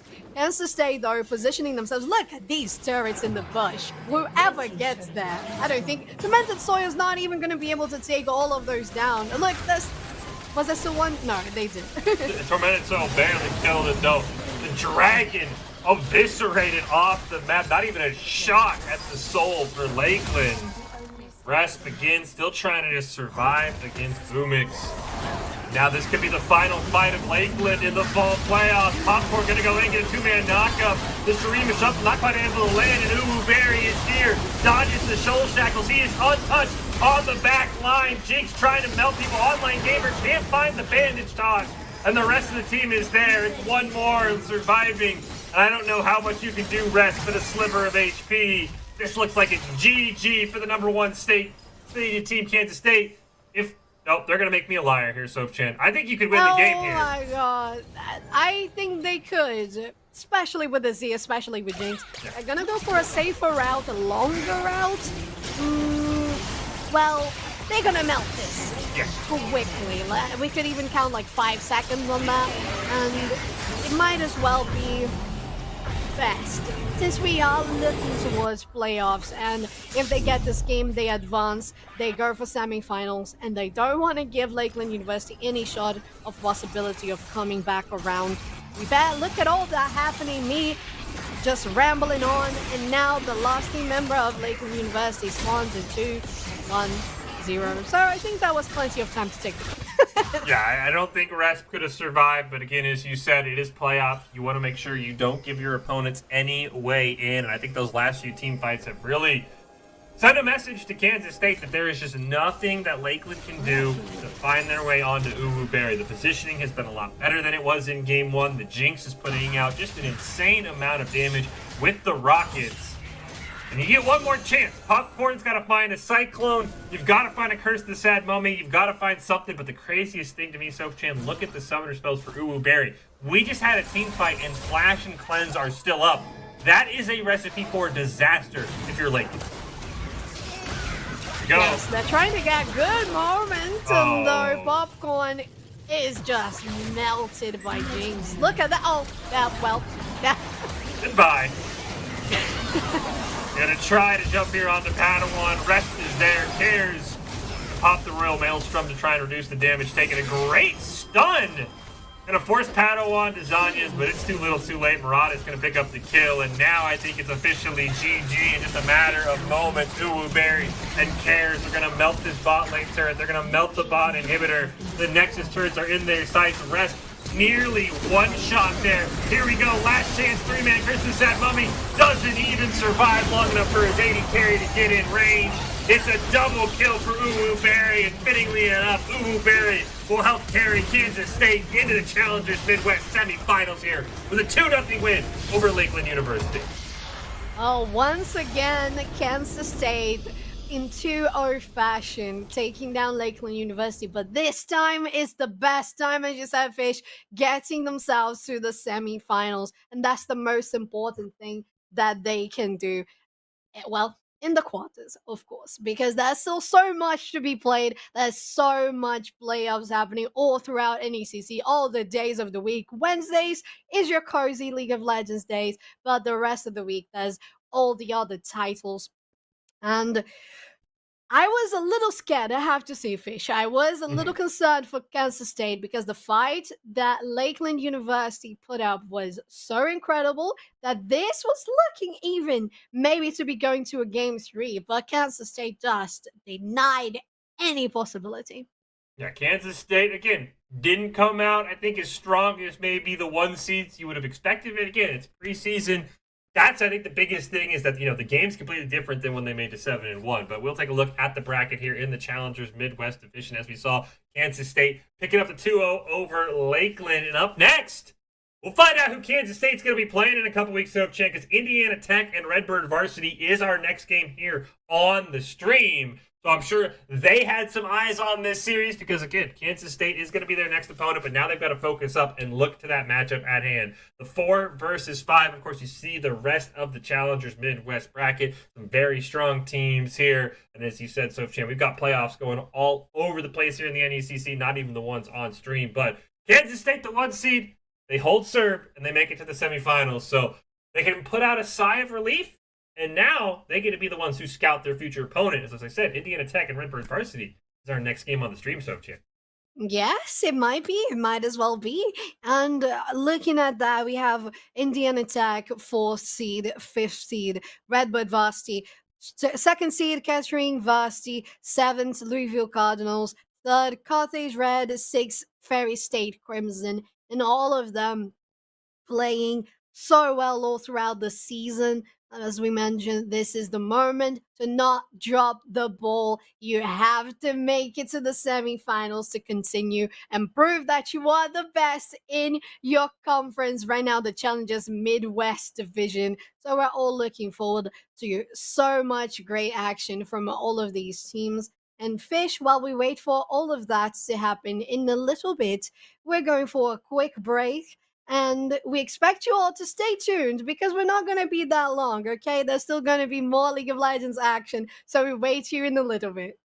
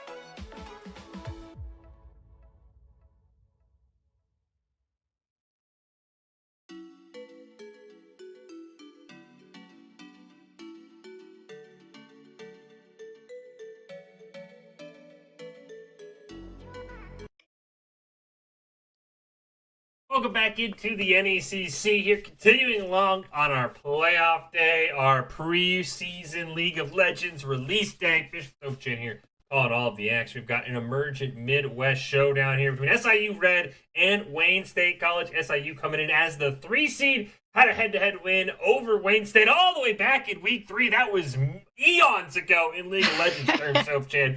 Don't even need to worry about that game, but right now we'll see. We saw our number 1 seed in our previous game hold serve. That was a bit dicey. We'll see if SIU can hold serve as this 3 seed and advance to the semifinals here for our second playoff game of the night. Yes, indeed, we'll see that. And we're going to go have a look at the brackets before we start anything. So we'll see how this is going for the Emergence Midwest Conference. Already confirmed 1 team for the semifinals is BU Shield. And here's our matchup: SIUE Red versus Wayne State College. Down at the bottom, red and yellow. So super exciting to see how these players are going to perform in face of a preseason in League of Legends. And we can even bring in now the lineup for these 2 teams so we can have a look what we are watching today. Fish, what are you most excited about? I'm personally excited about the Panda synergy here on SIUE. We've got Harpo the Panda in the top lane, Jax for forearms in the jungle, Octavian in the mid, and Elo Jin, and then the Panda brethren down there in the bottom lane, American Panda. Really curious to know if that was coordinated, just so happened to be. That's kind of the, the fun little name synergies here for SIUE that I'm kind of looking for here. Again, kind of excited to see what this team is going to do. Again, they come in as the 3 seed. They're taking on Wayne State College. So, Chan, we'll take a look at their lineups and we'll see if they have any fun naming synergies to answer the Panda squad on the top and support side. Oh, absolutely. Because not only do we have skin diff, we also have name diff. And that is one of the things that can bring such creativity to a game. Going for Wayne State College's lineup, the Vegan 6053 on top lane, the only Nado at the jungle, Cyber Turtle. Mid lane, Aaron Goss. That sounds very Lord of the Rings to me. I love it. Bot lane and Bubbles for support, covering up the 5 players of Wayne State College.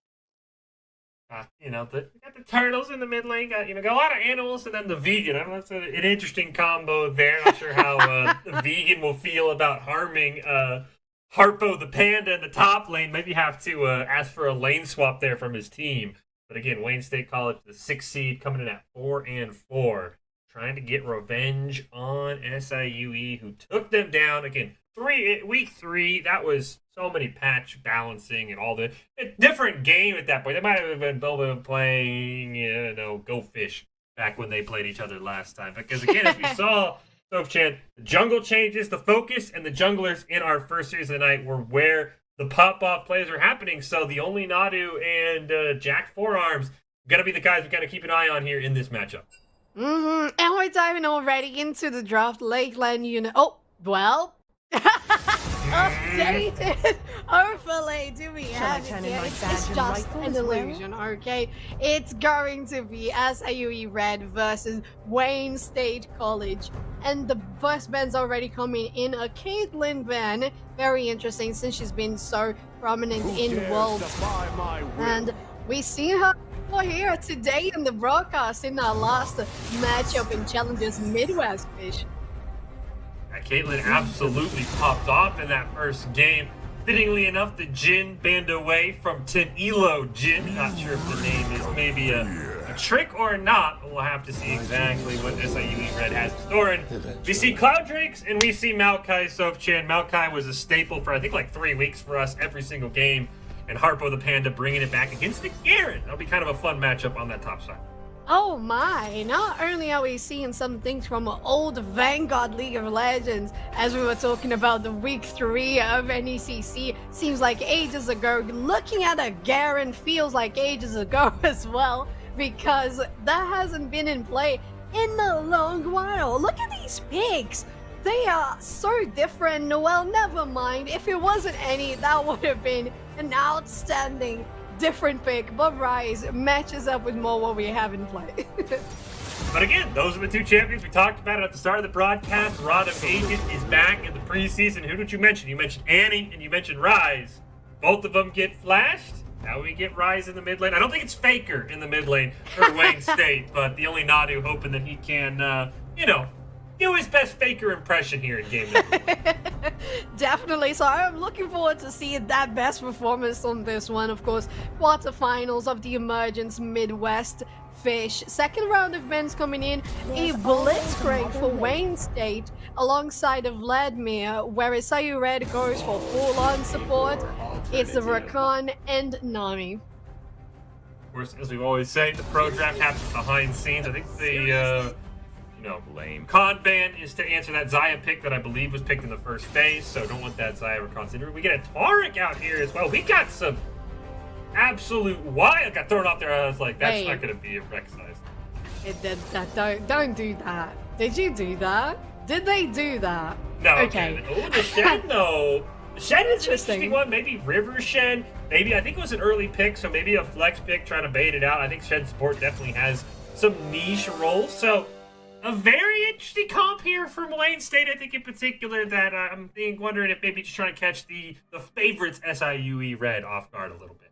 Yeah, and they have an interesting comp themselves, SIUE Red. You have nice control coming from Maokai's ulti, the stun in area from Victor as well, and the protection that can be provided from Taric. So if that is played well, I think we saw a couple of broadcasts ago with Taric happening as well. And when it did, you mentioned Fish, it had to be really, really precise. So that's what is going to happen on this one. If SIUE Red runs to guarantee their first victory in the best of 1. And in regards to Wayne State, what are you thinking about that comp right now? I mean, I think this is a very interesting comp. I'm curious how the Shen will play. Of course, the Sejuani, to me, probably going to spend a lot of time on that top side. Her passive just synergizes so well with melee top lanes. I mean, that's why you saw her run top for so long in the middle of this season, because you could just pick a melee jungler, you could perma CC, you could set up around the Rift Herald fittingly on screen here. So I fully expect Wayne State's going to have that Sejuani, the only Nadu, up in the top lane with the vegan, trying to just kind of grind down that Maokai, put this Garen ahead, allow him to have that mobility to split push, maybe even try and get a dive onto the Zaya. But that's what I'm expecting from Wayne State. Get this Garen ahead and let's spin to win and maybe pull off the upset. Yeah, not only that, I think if you guarantee nice pressure on the top lane, you can also count on having the shielding coming from Shen too. If you communicate well with your bot lane, you might have that support coming in to help. And if you go for a dive, it's most likely going to be a good win for you if SIUE Red can't respond in time. So Wayne State has a nice early game if played well, as you mentioned, with Sejuani's presence. Whereas on the other side, Shyvana, when she gets to level 6, she can also be so powerful on those rotations for bot lane, guaranteeing Drake themselves. So I think we have some good champions at play. Yeah, I mean, you have the Rise we talked about as well. The Realm Warp maybe going to set up some flanks for Wayne State. My one concern for Wayne State is they have a lot of initiation, right? The Garen wants to go in. The Shen's going to want to stand united. Usually whoever's taking damage, there is a chance that AD carry for Wayne State just kind of gets left in the dust behind the rest of the team. And if SIUE Red can find a way to get onto that Xayah, of course, she has the Feather Storm to make herself immune for just a little bit, but that's my one concern is Wayne State. Somebody's got to stay back and help peel for your AD carry. You can't just leave this Xayah all alone, or it might be a long night for the AD carry. Yes, and you don't want that happening. Poor Xayah trying to defend for herself is not a good look for Wayne State. So they have to be aware of that and be well coordinated in protecting their ADC. As you mentioned, they have so much that wants to go in. They have to be patient and careful enough to know that they also need to protect. And on the side of SIUE Red, they also have so much to go in, but the pivotal moment is going to be Tarek with the ultis, guaranteeing everyone gets invulnerable. And if that is timed well, that can be crucial for success on SIUE Red side. So if we talk about early game, who would you give your best shot in this scenario? Oh, early game, I think I'm going to lean towards SIUE Red. I think especially because the Rise is going to take a little bit to get going. The Shen is very easily bullied and doesn't have a lot of priority before he can pull off that Stand United combo. So I would like SIUE Red to maybe try and play around Wayne State's aggression, have their own jungler hovering around that top side of the map, try and maybe catch that Sejuani Garen on some counter ganks. And I think you bring up a great point, Sovchan. Not only do you have the Tarek ult, you also have the Maokai ult that can root everybody. There's a lot of ways for SIUE Red to play around Wayne State's aggressive comp. So Wayne State's got to make sure you're tracking ult timers, you're tracking Maokai's location. But at the same time, I think as the underdogs here, as the lower seed, you've got to come out, as we saw with Lakeland. You've got to start with the quick punch in the mouth. You've got to take that early lead. Because if SIUE Red, the favorites in this matchup, get a lead, I think it'll definitely snowball in their favor because they know they can close this series out. Yes, they absolutely do, Fish. And what you mentioned is so right. Wayne State College has that potential of going in and being aggressive, but SIUE Red can protect that Kai'Sa, that Victor, so well with the other champions they have in hand. We're looking at this red team already going for a skirmish. 5-man try-bush on the Kai'Sa. Uh-oh. Tinilo Jin gonna blow the cleanse, but that's why you don't stand and try-bush. Oh no, the flash failed! And Bobbles get in range, and Tinilo Jin gets... Wait.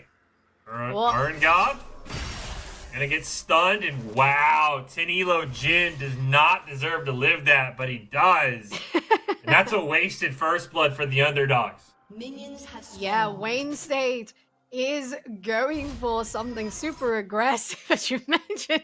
An unlucky flash head first onto the wall, making for two summoner spells down. Two summoner spells down on their side. And SIUE with only the Kai'Sa. But to be fair, Kai'Sa now has 0 summoner spells, so that can be a very good point to start ganking by Cyber Turtle.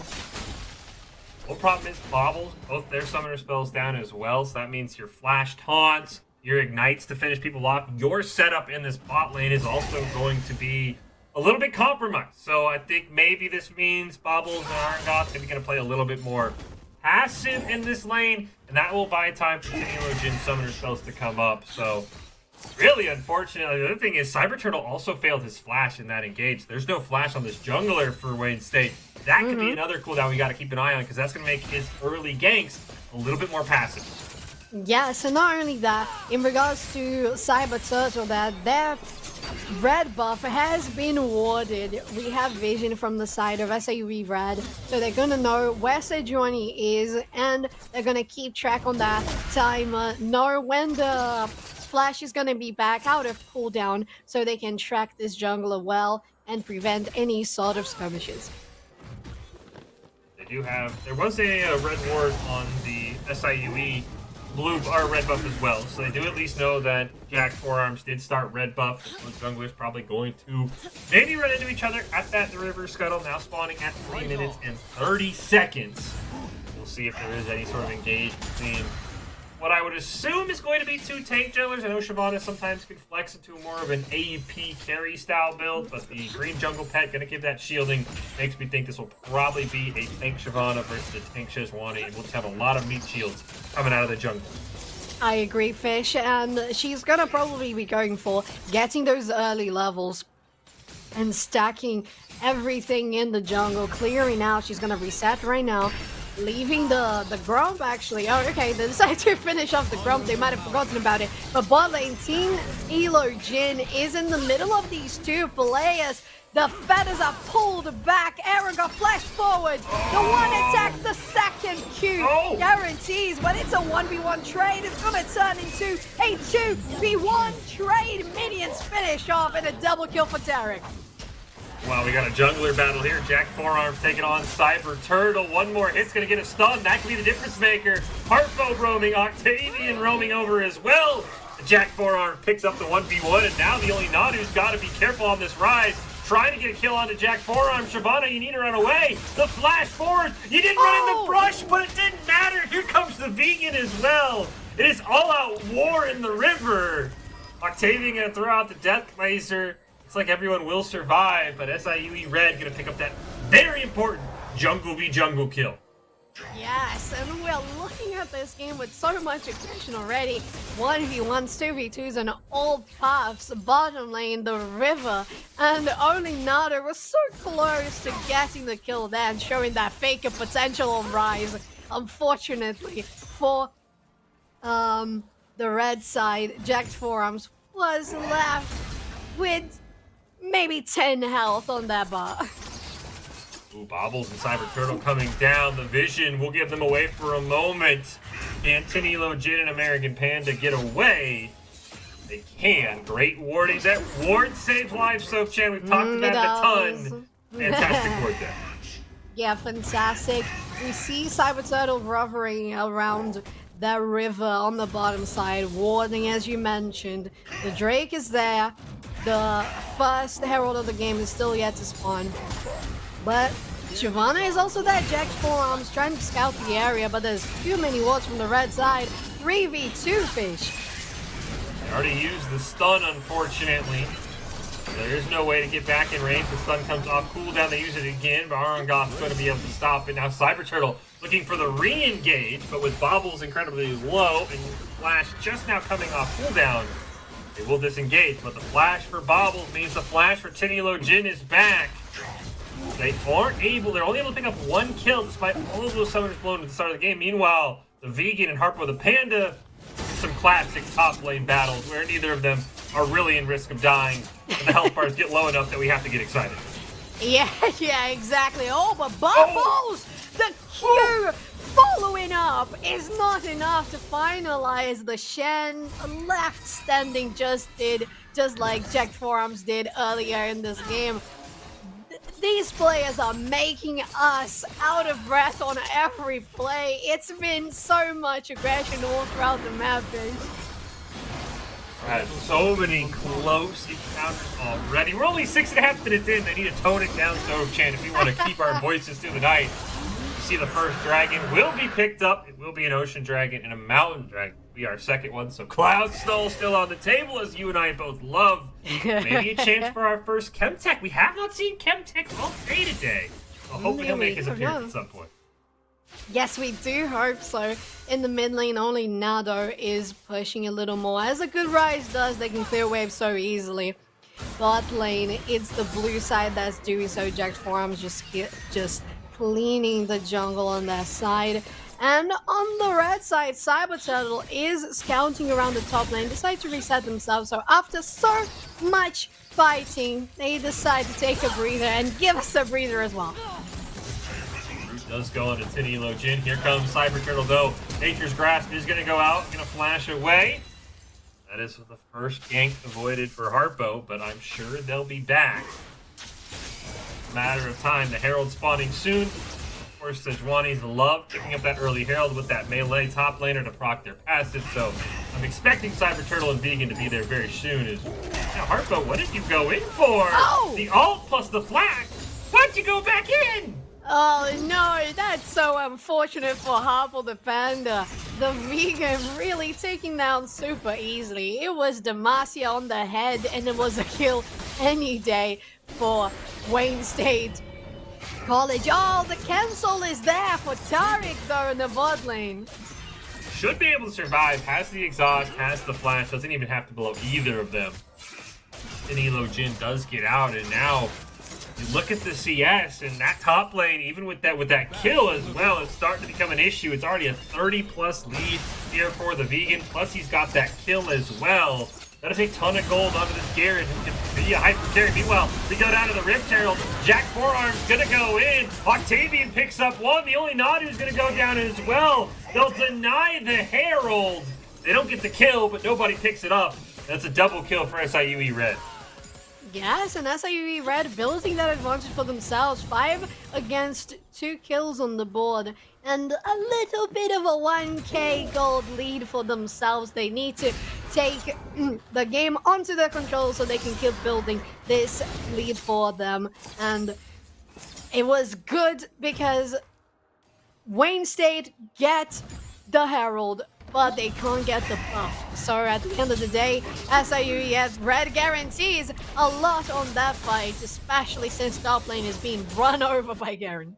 Yeah, the vegan is absolutely just really dominating this top lane matchup. I'm curious if Jack Forearms is going to go back up. He does pick up the Iceborne Gauntlet, so that will be a tank Shyvana in that jungle for SIUE Red, and they're going to need it because Harpo is going to be behind in his build by just a little bit, not even really able to farm, and Cyber Turtle trying to really secure this dive and lock in first tower plus some plate gold.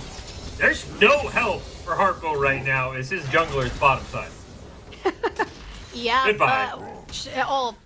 Cyber Turtle joining in, Fish. There's nothing they can do. If you buy enough time for... No. Though the root does force the flash, but... Yeah, Harpo is dead. It's a great job by Cyber Turtle coming up for the gank, and that should be at least one, if not multiple plates this Garen. Can Jack Forearms get a response? Kills our question. Yeah, we'll see here. Jack's Forearm scouting in the bush. There's no vision on that side of the river from the red team. Wayne State avoids a little gank because the wave was pushing. Team Elo Jin had the last hits there on point, but unfortunately it was a little too advanced for a gank to be guaranteed. Jemana gets the scuttle though. It might be still coming back around if Xayah decides to push this wave too much. Elo Jin, gotta be careful. Already had a couple of close calls in this game. See, it looks like a couple of plates picked up top side, and look at that Garen. 104 CS, 2 kills, and 3 plates to their name. That's gonna be a problem. Real quick, Sopchan, is that Garen. Yes, it's coming to, wow, that 250 gold bounty. Jack Forearm meets the vegan who is joining in the jungle. Have to ulti away. The dragon has escaped, but they're collapsing on the bottom. Iron Josh dropping on Hellfish. Vegan, he's just gonna look to rack up kills. Octavian is his next target. He finds one. Meanwhile, American Panda and Tin Elo Jin got that bottom fight turned on them. They're gonna lose out on the support as well. And this second dragon just gonna go right into the hands of Wayne State. Absolutely dominating right now. Oh, Tin Elo Jin's gonna go in with the ult. He's just gonna throw his life away. Couldn't even pick up the kill on the Iron God. A very risky play does not pay out for SIUE Red's AD carry. Well, they had to try. There was no other players around, so might as well just use that cooldown in that situation and try to get something out of it. Nothing came to fruition, but on the top lane, it's vegan. Popping off now with the help with Bubbles. Shen joined them to the party. I believe it was in the United ulti there to get to the top lane quick enough. And that Wayne State, how did you turn that fight around into not only getting the Drake but also getting something in the top lane? The answer is a simple 5-letter word, Sopchan, and it's Garen. Wherever Garen goes, Wayne State is going to win. Double the CS, 4-0. Already has the mythic item. Put another plate in his pocket for good measure. This Garen is absolutely the lifeblood of Wayne State right now. He has to be at every fight if they want to secure the victory. That's a lot of that's a lot of pressure on Vegan, but I believe he can get it done at playoff time. That's when your best players got to step up. And right now, the Vegan is stepping up huge for Wayne State. Yes, they are. And not only that, the rest of the team is getting some kills too. Cyber Turtle going on the mid laner, Octavian dropping down. They are knocked out of the party. And that guarantees another good rotation for Wayne State. And as I was saying, that's what is also good about the fact that we have such an amazing, powerful Garen in the top lane, is that the rest of your team also has a couple of assists and kills here and there. You have at least 4 or 5 on the hands of the jungler, of the support. So that's going on really well. And right now at around a 3k gold lead for Wayne State. That gold lead probably going to get a little bit bigger here as Glacial Prison comes in, and Harpo the Panda, I think, is going to return to a gray screen here. Does flash away, maybe making this a little more interesting as the Vegan knocked back into tower range, but he lives thanks to the Triumph healing. Oh no! Oh, that was too much healing, and I don't think Harpo the Panda was considering that would happen, to be fair. The knockback into tower range was lovely from that Maokai, but unfortunately not enough, and the Vegan stands strong at a 5-0-0 perfect KDA, and they're more than double CS ahead of their enemy top laner. They tried to ban him out, they banned the Mordekaiser, they banned the Scion. The Vegan does not care. 5-0 on this Garen. 136 CS. Oh, the stun from American Panda barely misses. And now they maybe can turn it. They do get a root, but Arngoth and Bobbles are simply going to disengage on this bottom side. Yeah. They're trying to be, at least on the side of SIU, we read they're trying to be a little more patient, but Wayne State is not buying that. Victor and counting. Cyber Turtle in the jungle, followed by Jacked Forearms. They're able just to spot them, say a little hi, and continue with their day. I'm really curious what Wayne State will do with the Vegan. Are they gonna say, okay, let's put you on a split push. Let's make it, because there's no one in the game that can 1v1 them right now. Or it's gonna be, hey, make sure you're in every single fight. Make sure you're with the team because you have the majority of the gold. I think that decision is the one that Wayne State has to get right. If they get caught split pushing, they might lose these fights, but they might lose advantages they have if they try and team fight. I'm very curious, because right now, you can't 1v1 the man, but Octavian at least able to get away. Yeah, you can't 1v1 the man, but if a giant dragon like Shyvana comes around, even the Vegan has to try and protect themselves, go back to the safety of the tower, just keep on farming. But I agree with you, Fish. I think there's sort of pros and cons in regards to having Vegan going for a split push. I think that's the most dangerous part. I would really want to see them in the team fights, because if this damage comes around in a 5v5 situation, the Vegan running for Octavian misses that one ability, but the spin to win is coming. Flash has to be forced. Octavian escapes, but with one summoner spell down. With the Panda dropping kind of low, Cyber Turtle going to walk right into Jack's Forearms. One more auto for the stun. The only Nadu trying to maybe get this kill on the Maokai. Nature's Grasp will go out. This might be a turn for Jack Forearms, but he gets turned instead. Bobbles with the Stand United gives only Nadu the kill. And that's not what you want to see if you're SIUE Red. You don't want to be losing these fights where Garen isn't present.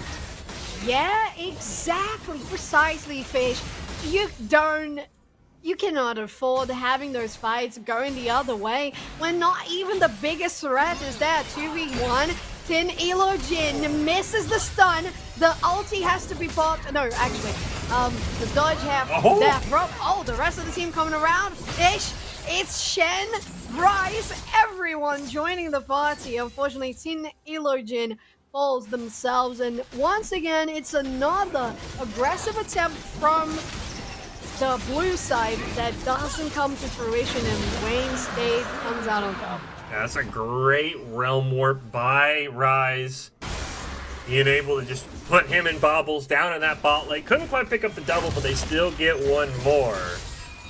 And now, Wayne State, the 6th seed, a 5,000 gold lead almost at 17 minutes, 11-5, 2 dragons to 1. The map is really theirs to control. And maybe they pinch Vegan here, but instead, Vegan's just simply going to walk back up the top lane and continue shoving down that way. Hey, yeah, and they can do it, right? They have the completed item, the completed boots, 500, and so much move speed granted from their abilities that Garen is just going to be allowed themselves in. They're gonna let themselves be into the party. They're not gonna crash in. The party is gonna become theirs when this Garen comes around. Octavian trying to get something here in this mid lane. Cyber Turtle also pouncing around. At this point, if we talk about a 3v3 or any sort of skirmish that is the equal number of players on both sides, it's going for Wayne State at this stage. Yeah, I don't see a way they do enough damage to Garen unless they can maybe start with an early pick. And speaking of 5v5s, we might get one. Vegan hovering around, gonna look for that back. Does have teleport though. So he'll just opt for the reset instead. I mean, still maintaining a nearly 2-to-1 CS lead over their lane opponent, Harpo the Panda. Nearly flirting with that 10 CS a minute mark. That, you know, that's when you know you're having a good game, Soapchan. I think you're right. 5v5, it's all GG. Garen's going to just basically spin to win. Yes, they are. But for SAUE Red, they have a lovely Herald coming in. That's definitely going to be able to hit. I'm not sure if it's going to penalize in one hit. It is. And taking down this tier 1 is a good starting point for SAUE Red to try and come back into this game because they are behind and they have not only the 4 players of Wayne State to think about, they need to think about the big boss that is the Vegan coming in, trying to steal the buff. They can't do that. The Shyvana guarantees it, but still, it's such a big threat. Garen, again, that's you gotta be tracking. If you're SIUE Red, where is this Garen? Can we take advantage? You know, is his teleport off cooldown or not? The answer right now is yes, it is. That means Garen can be at any single fight. The other thing that SIUE Red really needs to do, which they're doing a good job of, find lanes that Harpo can get back in this game. The amount of CC that Harpo has will eventually be able to slow down Vegan on this Garen. Just needs to catch up. And right now, he's been 1v1ing this Rise. It's not going pretty, but he's doing enough to survive, and that's exactly what... Goodbye! Goodbye! Not even a stun is going to be able to stop this big boy Demacian. Garen guaranteeing the kill onto Octavian. They have to flash away, but still, they managed to do so. This big boy is doing so much for Wayne State right now. 6-0. Almost 200 CS. Absolutely phenomenal performance by Vegan here on the top side of the map. But this team needs to be able to rally around what they're doing on that top side. Because right now, I mean, outside of this Garen, Wayne State's not doing really anything, Soapchan. They're basically just surviving. They're finally going to get a bot lane tower. They need Garen to open up space across the map. Because getting these pick kills on Garen, eventually Garen will fall off to the point where he's not going to be this scary machine that he is right now. Yeah, absolutely. He's going to start out scaling because there is only so much that you can do once you reach a full build, for example. After that, it's just going to be the level ups, and you're not going to grow much further. Octavian being caught off again. The Vegan is now facing 3 people, and they know better. They need to retreat, have their team having their backs. But I totally agree, Fish. They have to be careful because Wayne State might be relying a little too much on the Vegan now, and they have to start trying to capitalize on other sides of the map. To be fair, they have the 1 Drake lead. They just took down the bottom. Nice warding in this area, so they might be able to get a 3rd one. We'll see how this is going to go.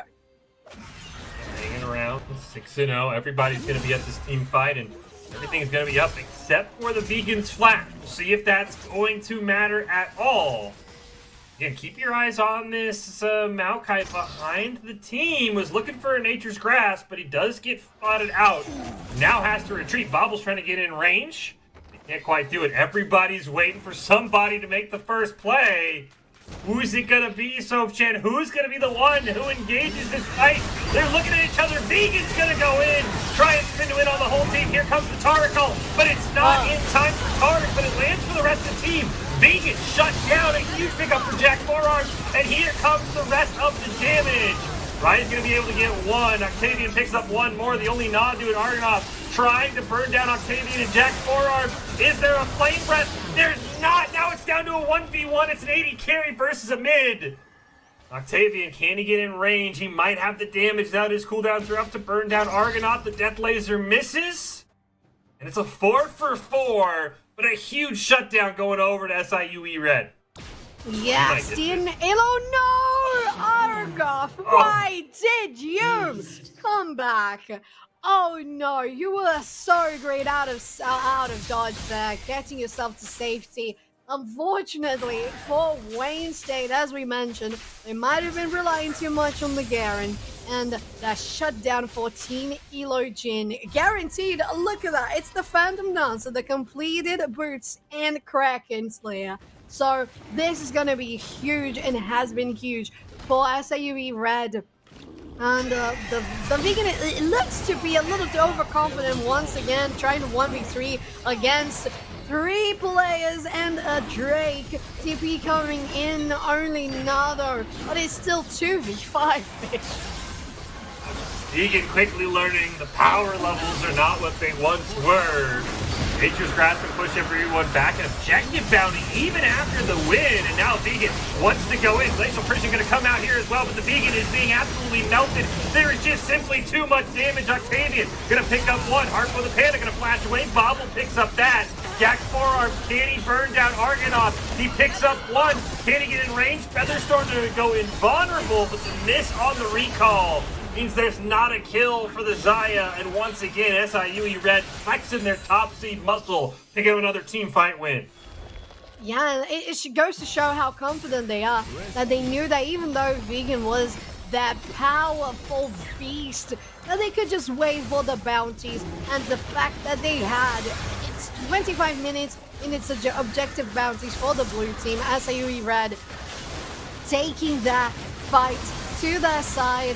They're rotating for Baron, dealing a lot of damage onto it, especially with Team Elo Jin around the corner. Aaron Goth can't even get there in time. It's a buff, another objective bounty, and SIUE Red, as you said, showing why they were higher in this bracket. Absolutely phenomenal. They kill that Baron just in time, as you said, Soph-chan. They get the objective bounty. And that bonus gold actually pushes them into the gold lead. They have made up more than 5,000 gold in the last 2 minutes in those couple of team fights. And we talked about it, Soph-chan. They had to play around the Vegan when they had the lead.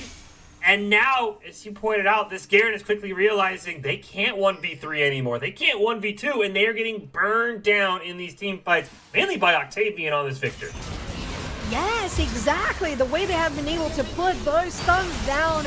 Once again, damage is falling onto Wayne State. They have to retreat. Look at that. At least 40% of their health going down. The Vegan is around the corner, but I still think they're acting too overconfident on this one. They're relying too much on Garen. The turret is falling. Cannon buffed by the Baron is attacking from such a long distance. And there might even be the last hit necessary. Oh, minions arrive. And it's just one hit away. There we go. Tier 2 mid turret is gonna fall. Top lane as well. Octavian doing that. Is the Vegan still going to be able to 1v1 this champion? Aaron, usually a caster's worst nightmare, though Octavian, if he can get the shield, never mind. The ult gonna absolutely put him in the grave. The Vegan gets a kill, but we knew he could 1v1. The question is, what can Vegan do in team fights? And that is where Wayne State is kind of running out of options. And now, here comes Jack Forearms around the corner. Nature's Grasp. Can the Realm Warp get off in time to safety? Only Nanu? No, it cannot. He will go down. Meanwhile, Vegan, not sure how that happened. That's just out American Panda. That looks really weird. Oh, unfortunately, SIUE will just give over a free kill. Yeah, indeed, that was very interesting. I have no idea what happened there, why American Panda was so far advanced, close to the vegan.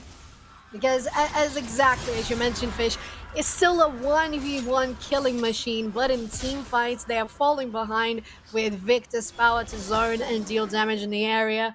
The protection from American Panda, jacked forearms coming in, the grasp of nature, locking everyone in place. So, if at one point we knew that it was all the way a 5v5 for Wayne State, right now it's a SIUE victory in 5v5s. And the Wayne State has to be careful about it. They might even start going for, I don't know, farming some more and trying to get the rest of the team up to pace, because Vegan was far ahead. Now they need the rest of the teammates to catch up.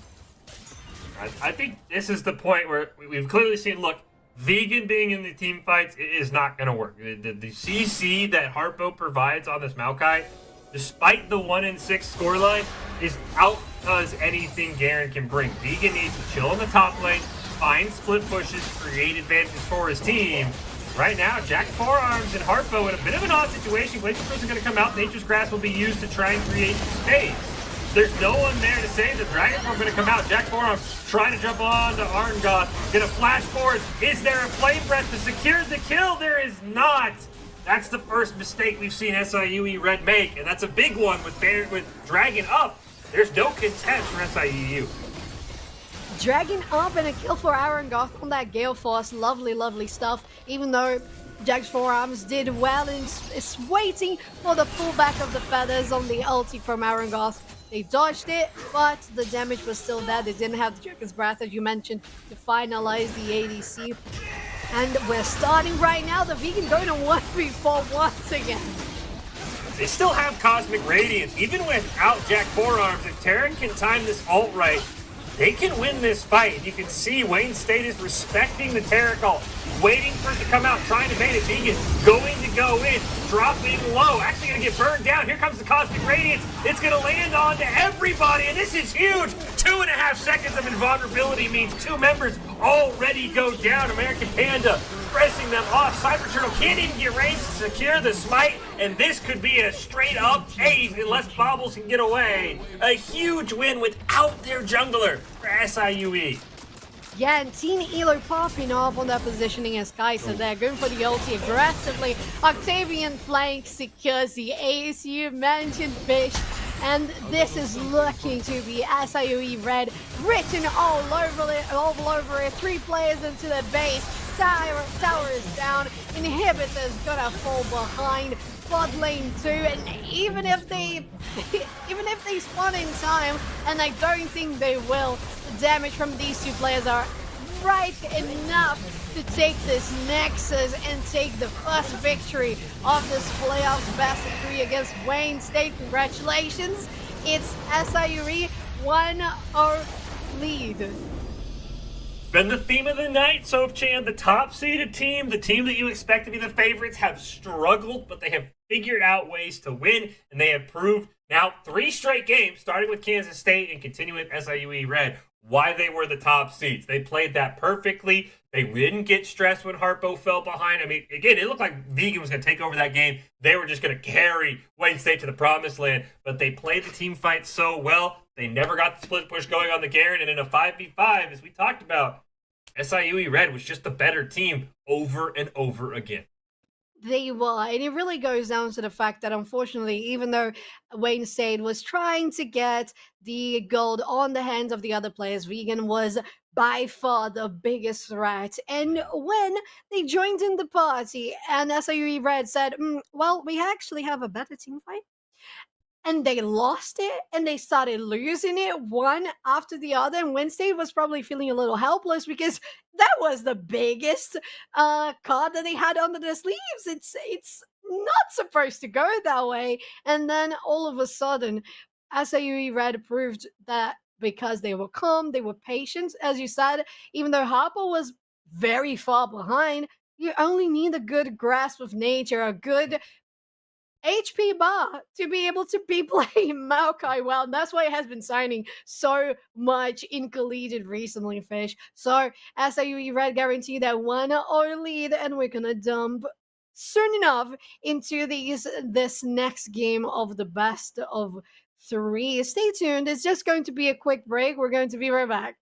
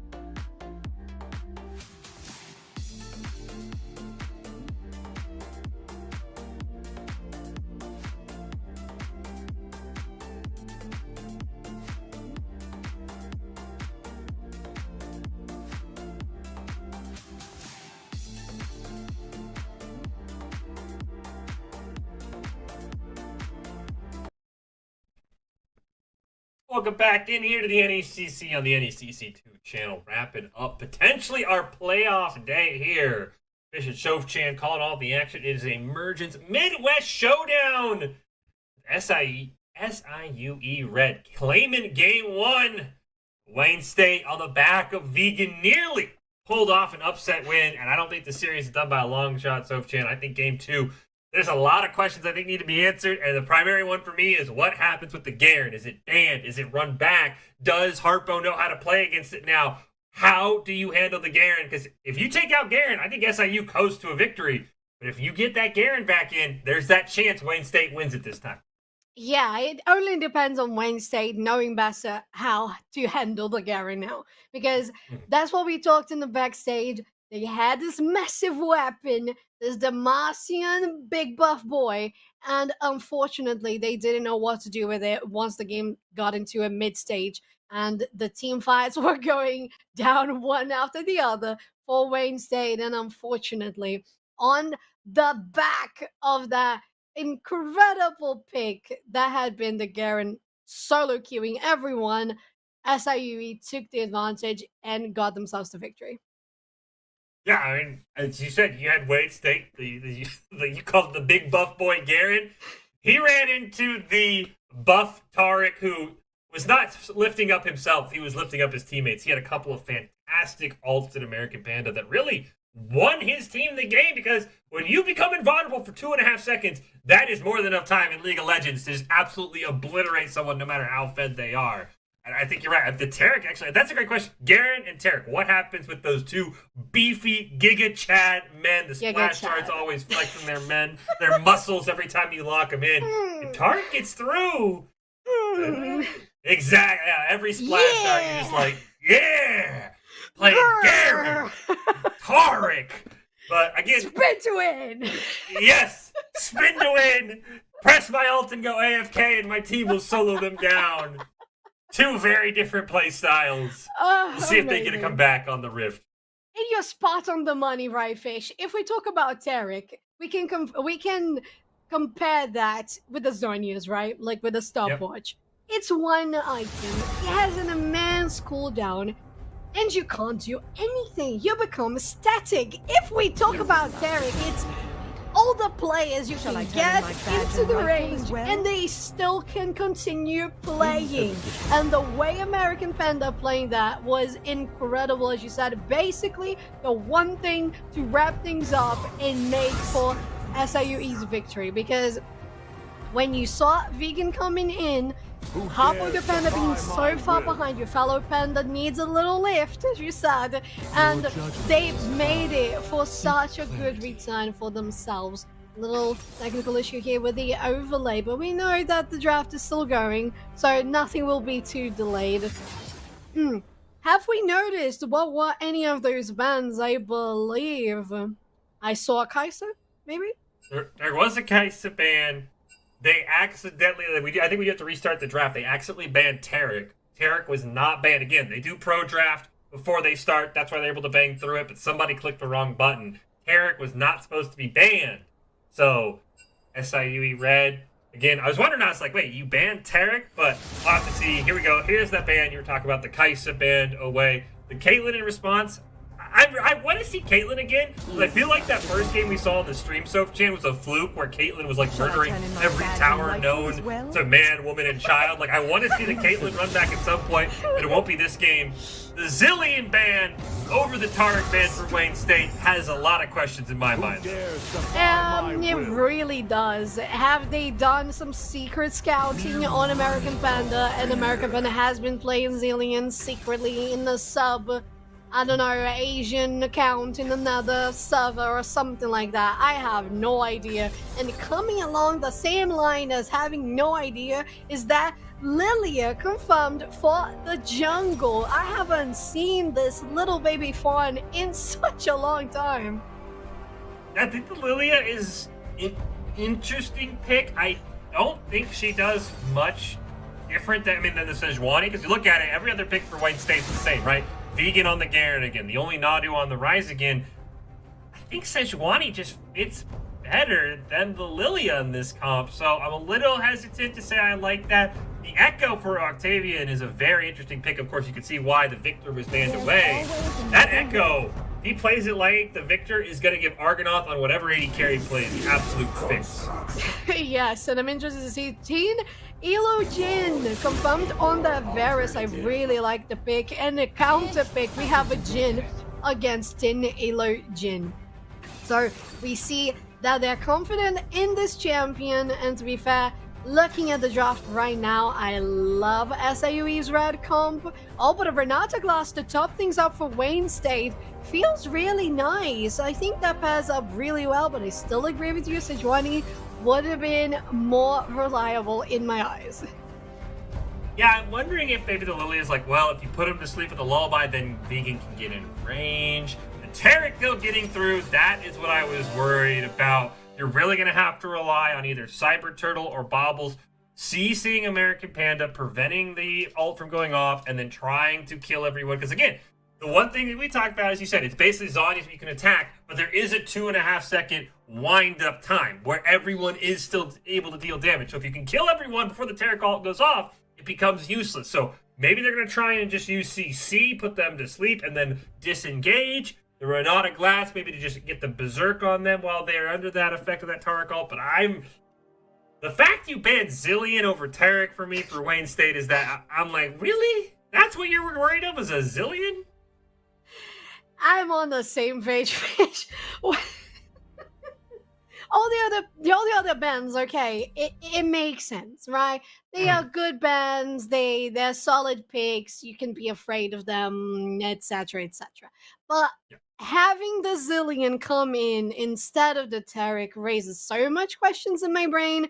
I don't know if they're going to answer them. We don't have any interviews going on, so I don't know if we're ever going to find out.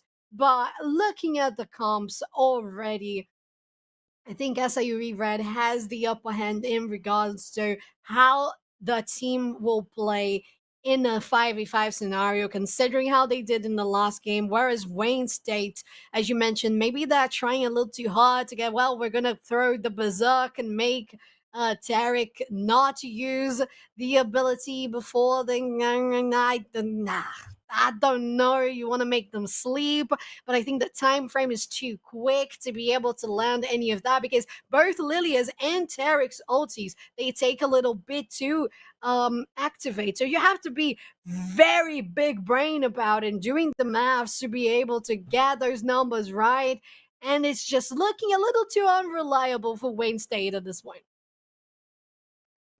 Yeah, I mean, I did do some digging, Sofchan, maybe to help justify that Zillion pick. They did ban it in game 1, so they are being consistent. And for how well American Panda plays, he's actually, as you said, they maybe did some digging. Wasn't even on the Secret Asian server. I found it on his American account. He's been playing a lot of Zillion. So maybe it's one of those where, look, maybe they think he's a little bit more comfortable on the Zillion. I still think, just given what we saw in game 1, I would have preferred the slow and the solo ult revive, or the solo revive versus the 3 or 4 man immunities. But I will give credit to Wayne State. They're clearly doing their homework, saying, look, we want to put American Panda on something he's less comfortable on. And speaking of pandas, I think the big question now for SIUE Red is how well can Harpo the Panda play this Ornn against that Garen? On the Maokai, absolutely shredded. Basically looked like a lumber farm was up in the top lane producing as much paper as they wanted.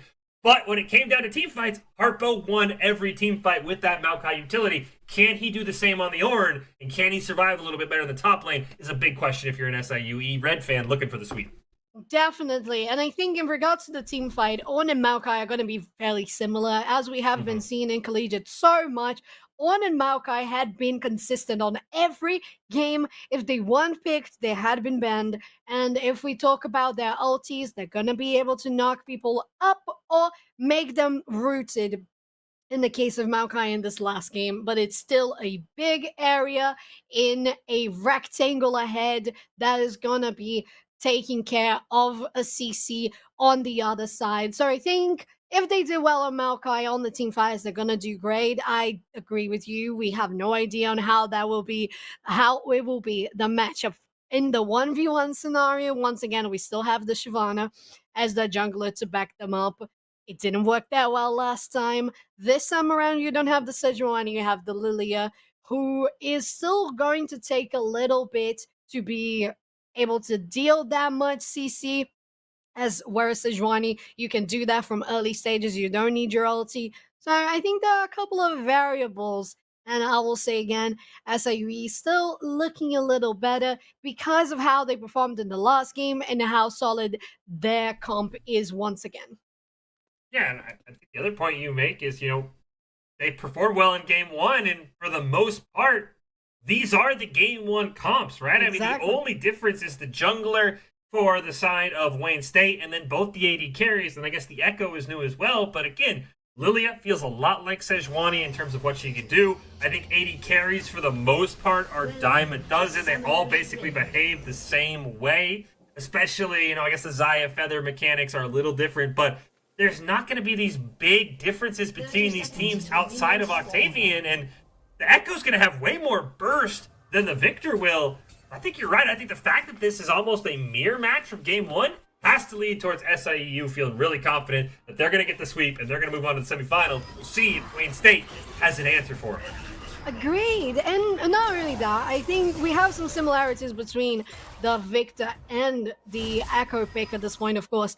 It's much more of a burst champion, Echo, but you still have that AoE circle area that's going to be able to stun people after a little bit of time. So it makes sense that they're comfortable with this champion as well.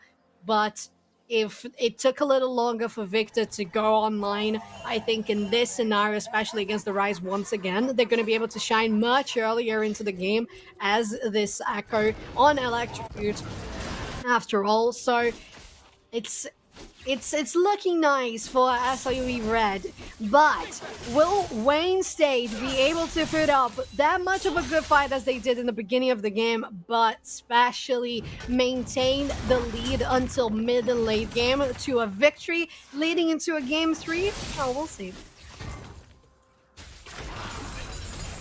It's going to be tough. It's going to be, I would assume, on the back of Vegan once again, Sochan, but as we pointed out, it's got to be somebody else on the team alongside Vegan. It cannot be all Vegan. We saw how that game plan worked in game number 1.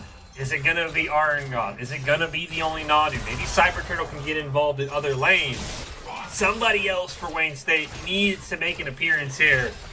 Kick off game 2. We've got some poke across the map. So far, too exciting happening. Stun gonna go out on here to Bobbles. This could be some quick burst damage. Brute does hit Tinilo Jin. American Panda, it's handshake forward. Ignite gonna land, forced to flash away. This could be a huge first blood. And they pick it up. Bobbles will get it, but they'll take the gold nonetheless. I have to say, that was a misplay coming from American Panda. Oh, so close to stun. The Brute hits Elo Jin dropping so low in health, but I have to say it was a misplay coming from American Panda because they went in as soon as their enemies got level 2. They were not level 2, and they went in still. I don't think that's the best option. You have to be aware of the minion wave and how many farm the enemy has taken so far. Oh, another poke, and it goes in the queue. 4th shot. 2nd kill for Arengard, building a nice, lovely state for Wayne State in the beginning of this match. That's what Wayne State needed. They needed somebody else. And this bot lane has answered the call. They took Jin away from Elo Jin. Right now, they're looking really strong as they are able to pick up a plate, though. Arengoth might have actually ran away from that plate and missed the bonus goal, which is a little bit interesting. I'm not quite sure if he was able to get it or not. It looked like he was running away as it was being attacked, but so far, you've already built up a 1,500 gold lead. You're 1-0-1 on both your bot laners. Wayne State, they're having early game success. And the question is, Sochan, can it translate to the end of game success? Because it could not in game number 1. Yes, and it's going to be similar, right? If they don't make a huge difference in regards to that mid-game, it's going to perform the same as it did last time. Instead of Vegan being the one popping off, that is Arengoth. There are 2, well, they don't have the 2 kills, but they have the amount of gold of 2 kills. And they have been pushing ahead. Oh, toppling though, Cyber Turtle goes on. They managed to escape. But overall, it relies on Wayne State knowing how to capitalize on this early lead. Cyber Turtle hanging around in the brush in case Harpo pushes a bit too far forward. Ooh, puts the ward down. Able to charge away. Meanwhile, Octavian dropping very low. The only Nadu is out of mana, though. Can he auto-attack him to death? No, he cannot. He burns the flash. But unfortunately, he did not have enough AD damage as the Rise was out of mana. I have to understand how Octavian held on to that flash and did not use it. I don't understand, where did these nerves of steel come from? To be fair, we watched the last game and SIUE looked like they had the mental to be able to be so far behind and still manage to get the victory. So incredible that Octavian managing to escape while the only Nado was out of mana, as you mentioned, Fish. First Dragon gonna go over to SIEU. Great dodge there by Tinilogin. Do believe we'll get our first M-Tech Dragon of the preseason. It won't be the Soul, unfortunately, Sochan, but at least he will make his appearance on the Rift here coming up. They look for a stun onto Bobbles, not able to find it. Finilo Jin not able to avoid the root either. Great handshake into a stun. Jin is completely out of mana, and I don't mean Argnoth, but he's able to survive. There's the Vegan looking for a kill topside. He's having a much harder time this game popping off than he did in the last game. Yes, definitely, and I think it's not only because of the presence of a different sort of jungler on his side, which is Lilia instead of Sejuani. It's also the matchup in itself. What is going to be so much easier for Wayne State, for SIUE to get a... Oh my god! Ignite is ticking. Both players are so low here. Arangoth is looking adventurous. They're not going to lose this plating this time around. And Wayne State building and still keeps on building that lead. You have to wonder why SIU's bot lane. I mean, I know they have a Taric, but I mean, before he backed, it was a Doran's Blade versus a Pickaxe and a Doran's Blade. They were never winning those 1v1s. And they kept going in, kept giving Arngoth and Bobbles the advantage. Multiple plates can be picked up. That's now 3 plates worth of gold on this Wayne State bot lane. Just building this lead. You see a couple more swords put into the inventory of Arngoth, and that's just going to help them in these trades more and more. American Panda just needs to cool it down a little bit, take a little bit of a step back. Cyber Turtle up in the top lane, does not have the ult, does hit it! Oh. Is the lullaby going to be enough? Can he get in tower range? Yes, he can, and he'll pick up the kill. Lovely, lovely. Going out on so little health, but as you said, surviving nonetheless. Octavian going for a kill here. Jack's forearms following up. The dive might be on. The Dragon Farm is there to tank a little more of the damage. And they decide to disengage. Only now they're falling on 40% there, but it's still thriving. Jack forearms, maybe feeling a bit of pressure to match Cyber Turtle, who just picked up his first gank. Both these players on champions that you just want to farm to 6, then make your first appearance. And that level 6 gank for Cyber Turtle worked out a little bit better.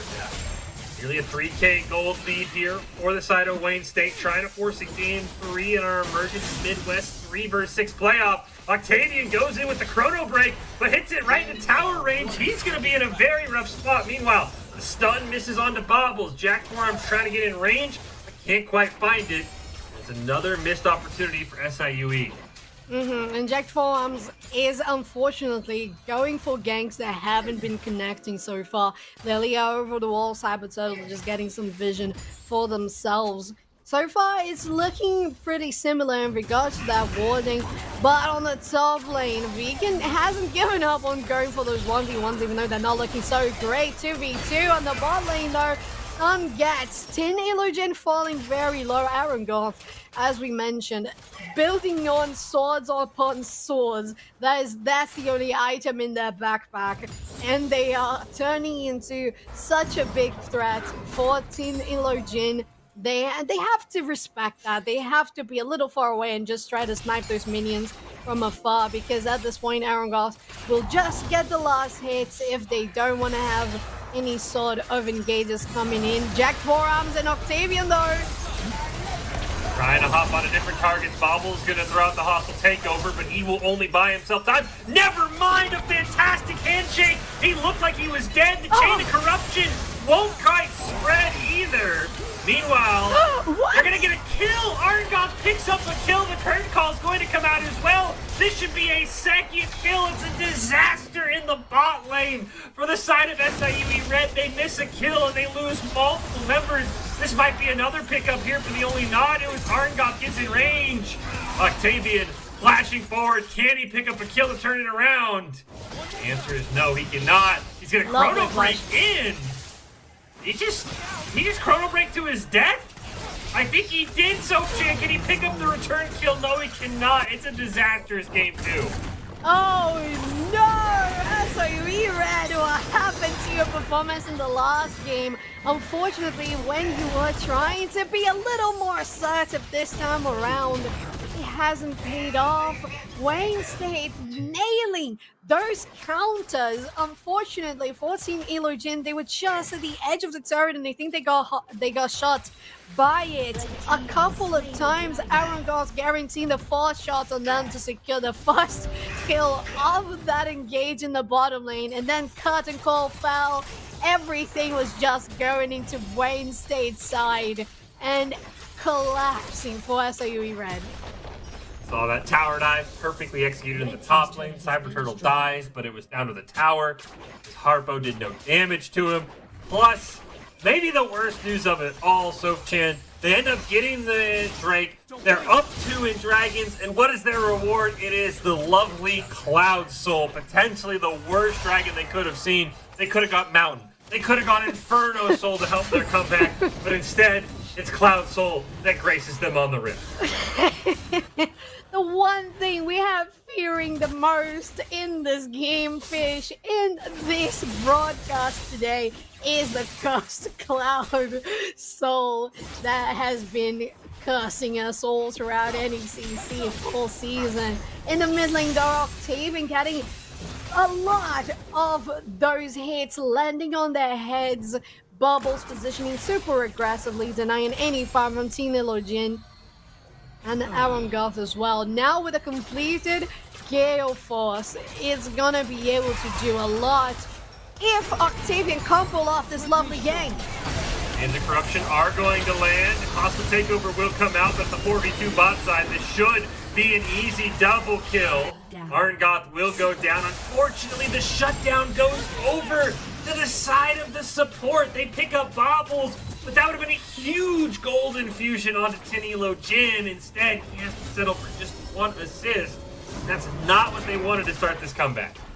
Yeah, definitely not the best outcome, but American Panda getting the kill for themselves, Octavian too, is gonna be a start at least. It's still going to be something looking towards a comeback for SIUE Red. They're getting plenty of platings here. There's still more than a minute to go, so they can guarantee this one really, really easily. They have to be careful though, no minions there. Vegan though in the top lane, pushing this one very, very hard after taking down the tier 1. And this might be the one moment SIUE Red needed to gain that confidence back and start playing the way they did in the last game. SIUE came back from about a 5k gold deficit in game number 1. And look at the numbers, and we're sitting about a 5k gold deficit here in game number 2. Meanwhile, Octavian's going to go in and quickly be greeted by the Vegan and Cyber Turtle, and for good measure, Arngoth is there as well. Heck, Bobbles shows up. It's Super Smash Bros. Everybody get in here, and they pick up the kill. Get over here! It's not only Super Smash Bros, it's Mortal Kombat as well, as Wayne State is pushing for this mid turret. SIUE Red trying to defeat this little push, checked forearms, ultis in, trying to clear the way with that Dragon Breath. Good enough to get the clear. But things are finally looking a little more appetizing, a little more interesting for this matchup.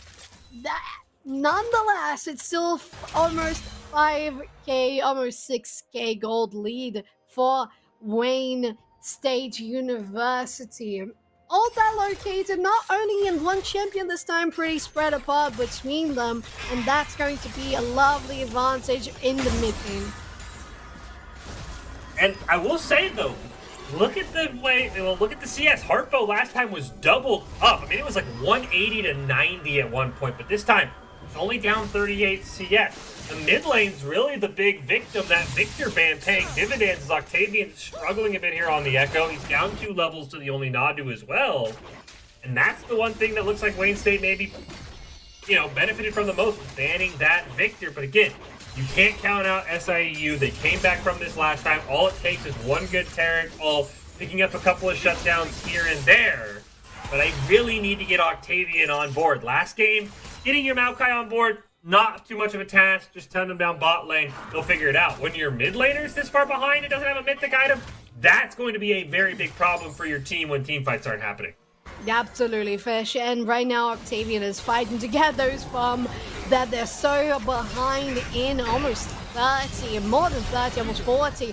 And Wayne State is engaging on this mid tower, getting some poke in, pushing the wave. Octavian trying to go for a big one. The stun lands, but they are low on health themselves, so it's getting a little too dangerous to try and fight this one.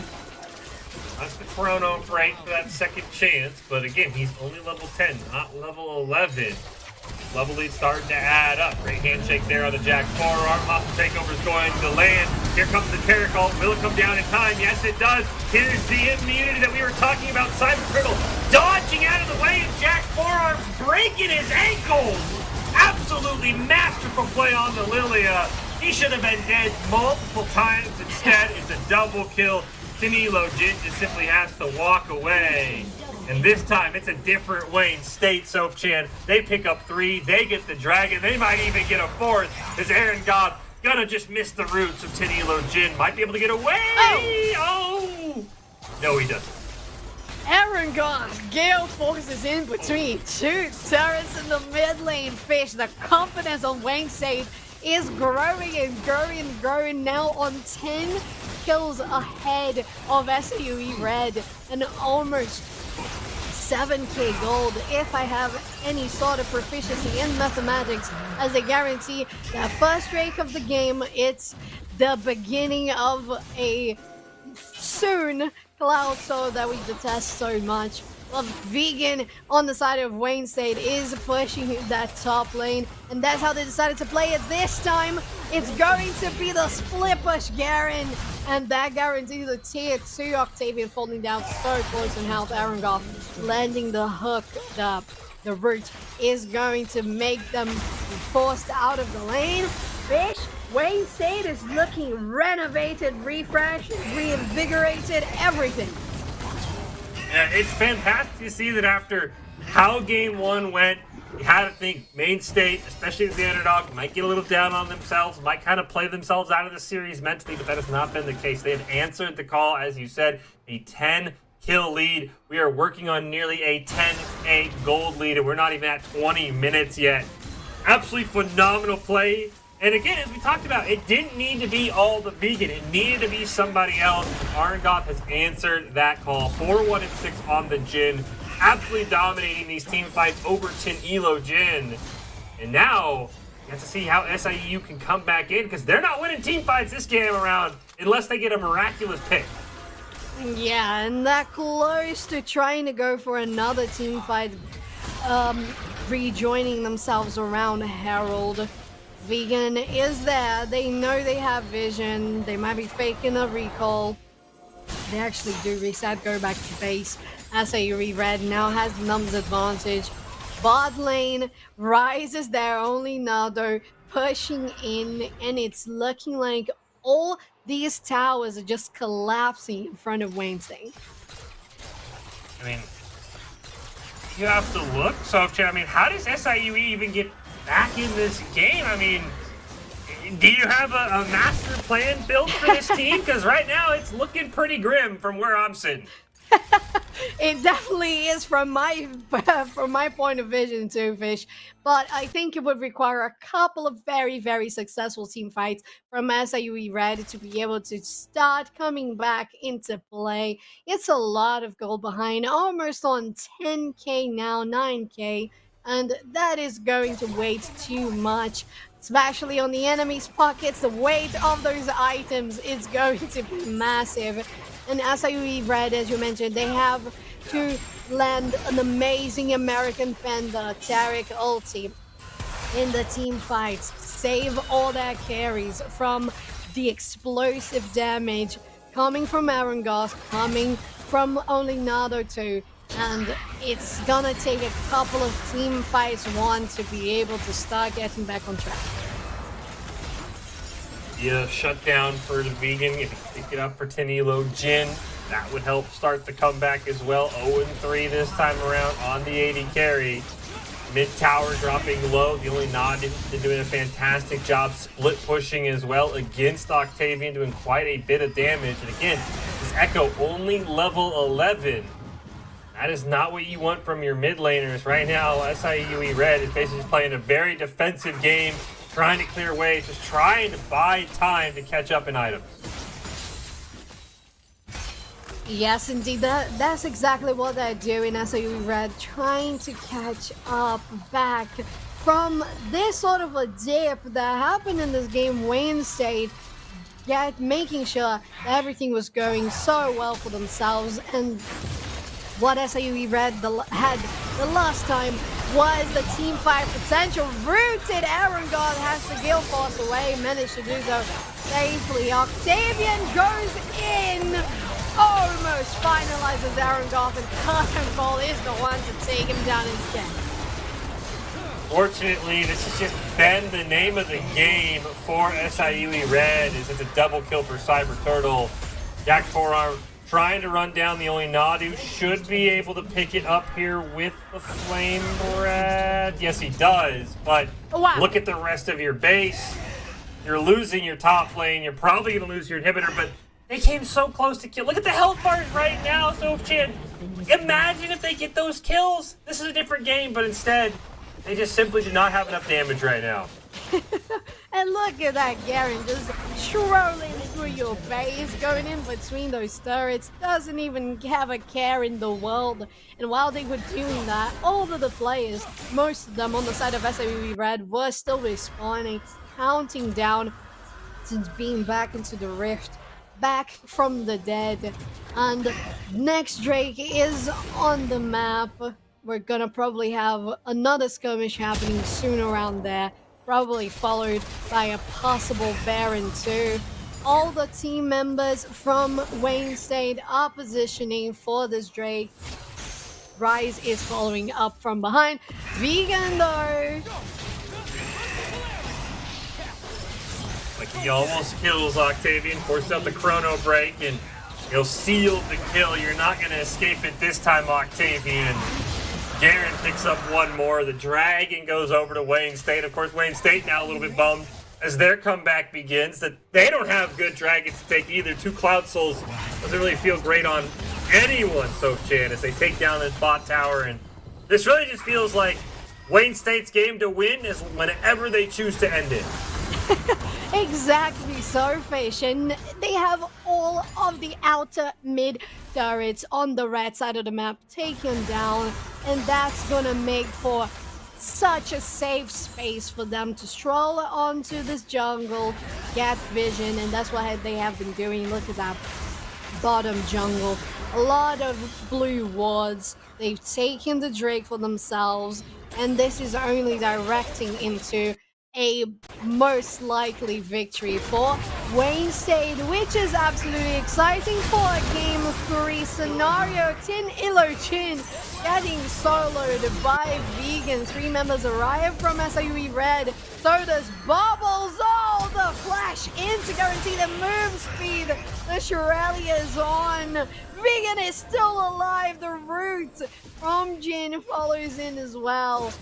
Wow, Wayne State securing that team member who was the absolute beast in the last game, now looking like just a regular great team member once again, but just a regular one. Now looking so much more cohesive. The coordination, the communication between them has been a lot better. Absolutely phenomenal flash, as you mentioned, by Bobbles. Get in range, give him the movement speed, and get him out of there. And that's exactly what happened, is for being able to survive. And now the counter jungling begins. Everything in the jungle belongs to Cyber Turtle. Though Jack Forearms is there, but unfortunately, that's a lot of blue around him, and the lullaby will land. Heck, it's a 4v1 again. Dragon form to safety, potentially. But unfortunately, we will learn he did not make it out of there. And Wayne State, again, it's really their game to end at this point. There's a lot of failures that have to go wrong, I think, for SIEU to come back in this game. And that's nothing against SIEU, but it's a 15K gold differential. You don't lose those games more than once in a blue moon. No, you do not. Even if the blue moon is a fellow sister, you do not win one of those.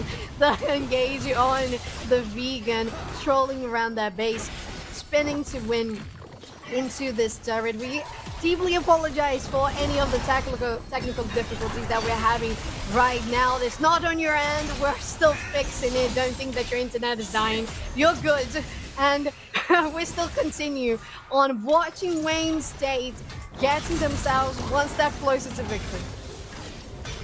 SIEU, only hope now, farm the base, turn this into a 45, 50-minute game, try and make the gold equal as best you can.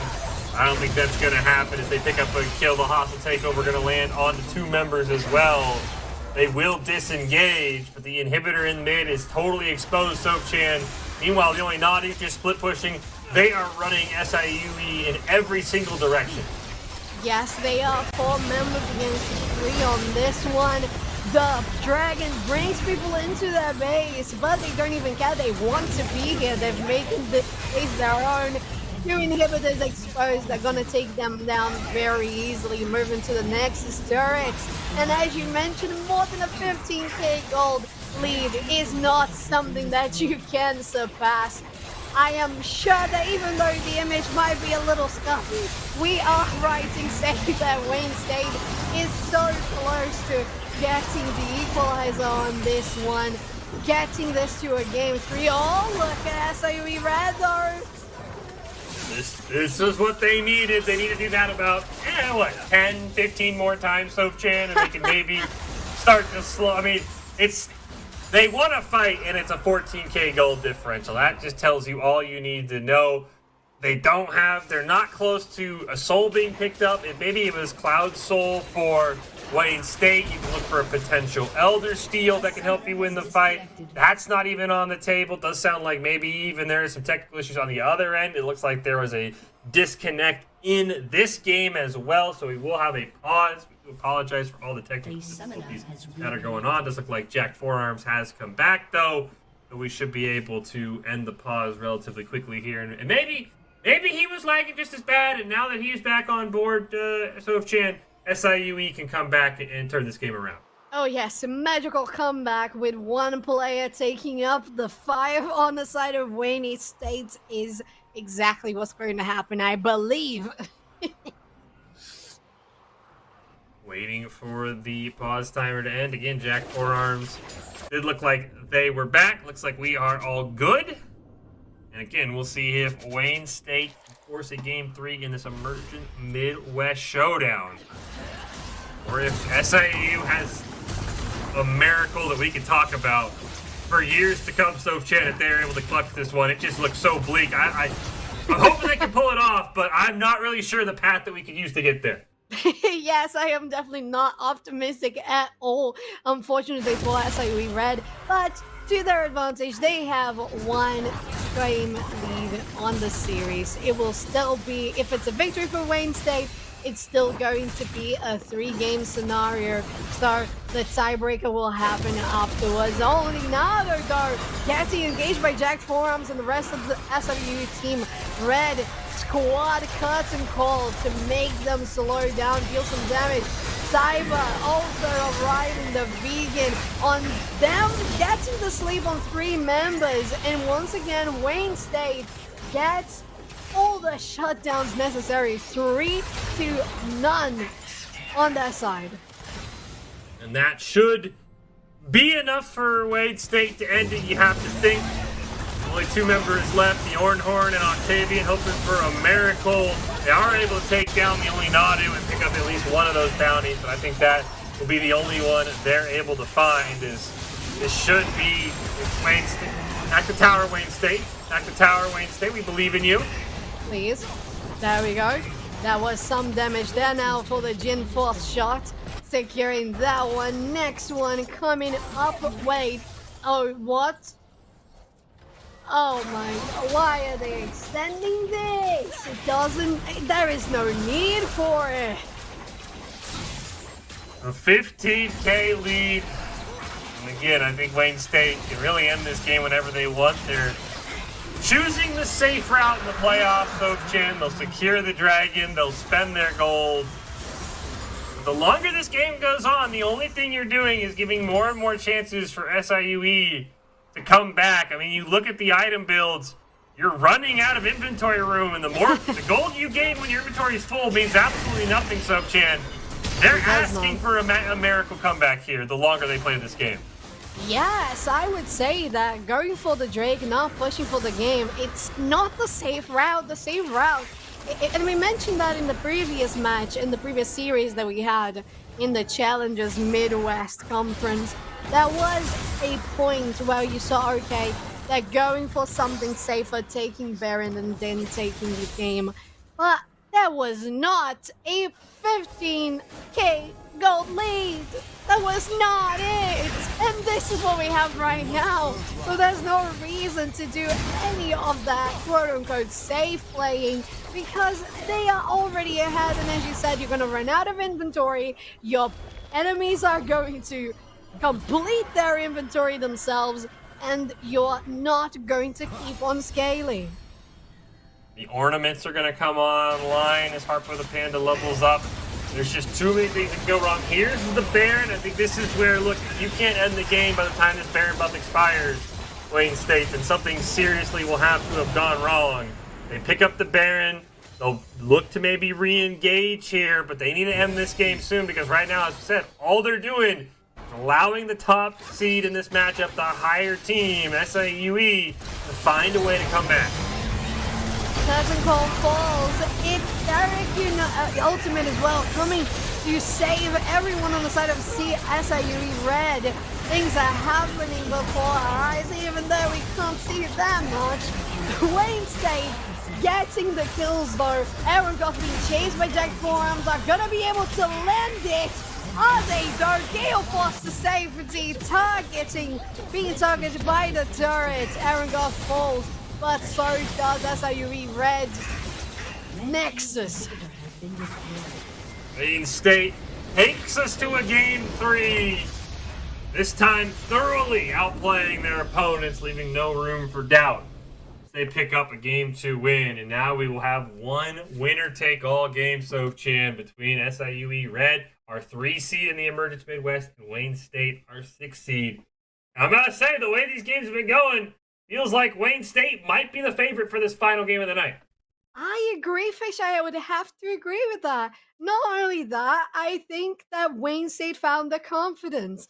I think they were so sure that the Garen was going to take everything in the first game. They became a little lenient and thought that it was just enough to have that one piece of the puzzle. But you have 5 pieces to complete the puzzle, and it was just one that ended up being the one that was out of place because every time Garen tried to go in, they had all the damage, they had all the items, but they couldn't get close to the enemy, so they would end up falling before they could even try to do anything. And in this game, Wayne State proved that they're worthy of going for the semifinals of the Emergence Midwest Conference, and that they can take this game 3 on their hands if things go well. And I think if we were mistaken, the Zillion was absolutely scouted, as you mentioned earlier, Fish. So they have been keeping a good eye on their opponents, and I think good things can come out of this sort of strategy. Yeah, I mean, I think it really all started with Baubles. We've been talking about the supports. Baubles played it perfectly. We'll take a quick break. We come back. It's win or go home. It's game 3 in the Emergence Midwest. SIU Red taking on Wayne State. Who's moving on to the semifinals? Whose season ends tonight? We'll find out right after this.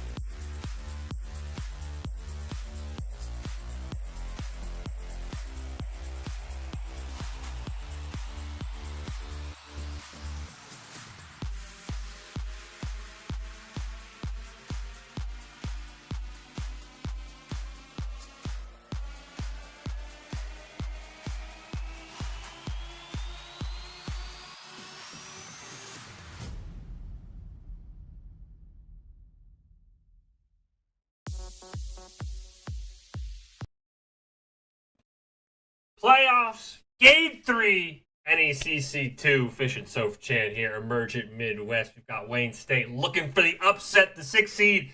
Taking on SIUE, the 3 seed, after a dominant, I don't even know if that's the right word to use, Soph Chan, because it was an absolute blowout in Game 2. Wayne State is here. They're ready to go. They're ready to pull off the upset and move on to our semifinals.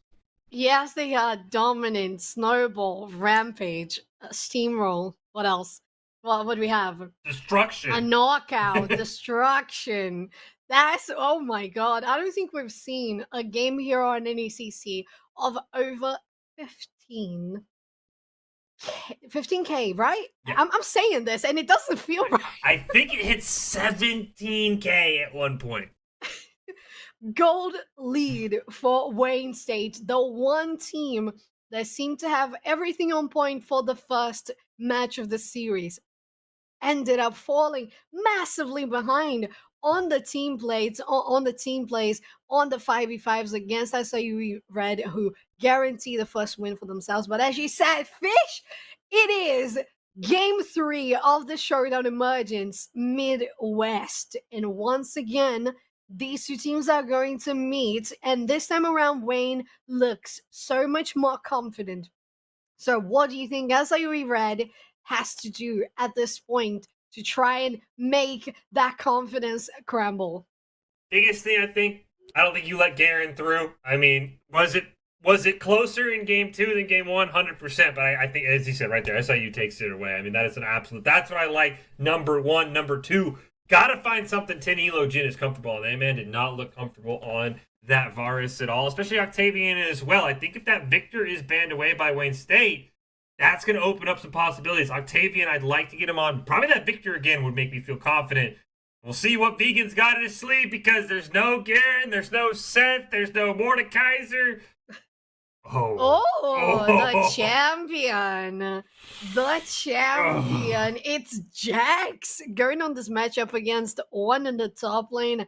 I kind of like it. Jacked Forearms going for the Trundle against Cyber Turtle on the Zac. It's the second time we've seen the Zac today here in the broadcast.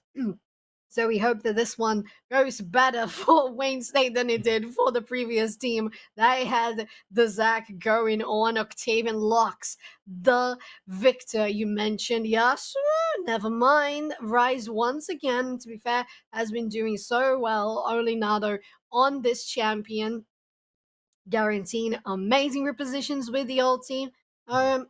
So far, I think I like this one.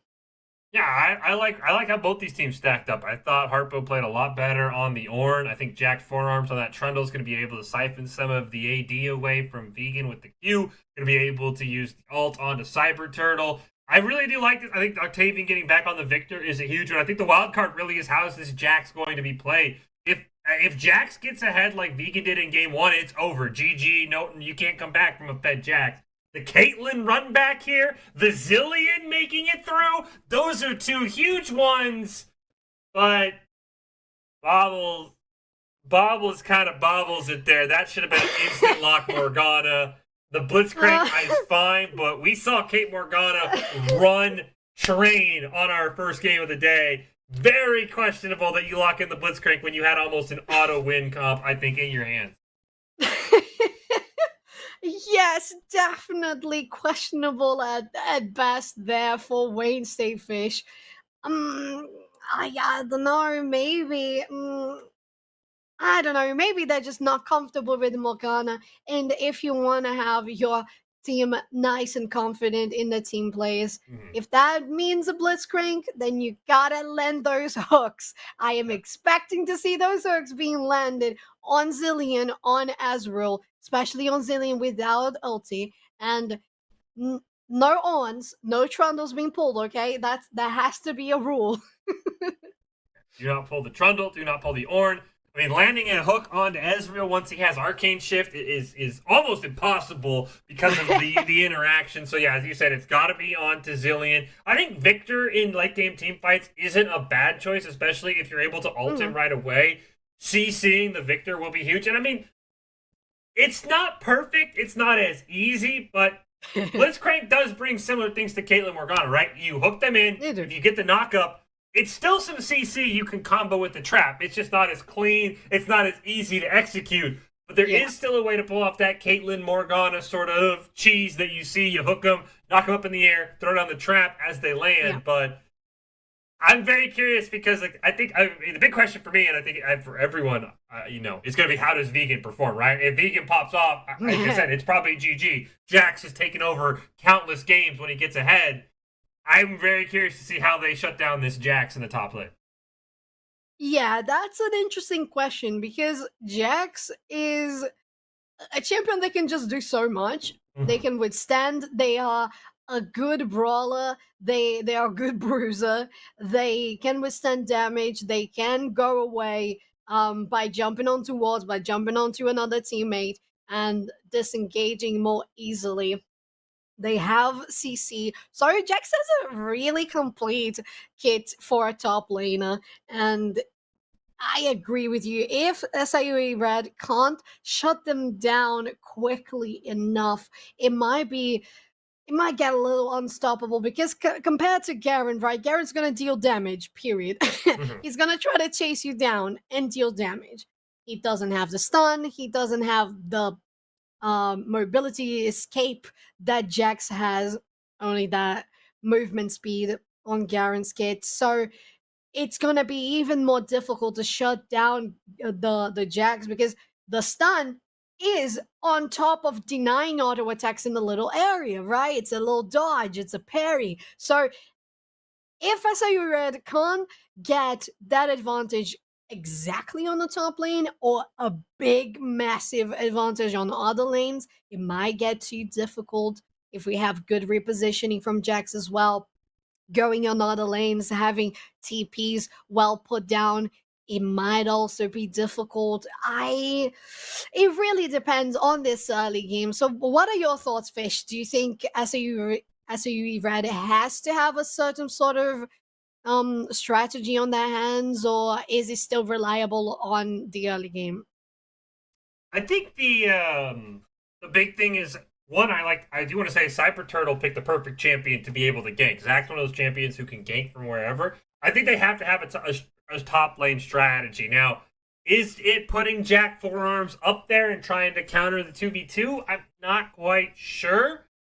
I don't know what they got to do, but I know they have to be ready. I think you do. I think you have to leave Jack Forearms up there. You probably have to have Octavian basically pre-roaming top at any moment, so holding that top side of the mid lane, because you know Cyber Turtle's going to go top. You know the goal is to feed Vegan. It's been like that in Game 1. It's been like that in Game 2. I think you have to put all of your cards countering top lane. Let bot lane go as it will. I think American Panda and company learned from last game to not be overly aggressive the moment they have an opening and wait for level 2. I think every game plan for SIU Red starts and stops with trying to shut down Vegan in the top lane as soon as possible. Yes, I agree with that. I think that's a good sort of plan for SIUE Red. They have to do that deny on Vegan since it's so clear that they're going to go for Vegan being fed in the beginning of the game.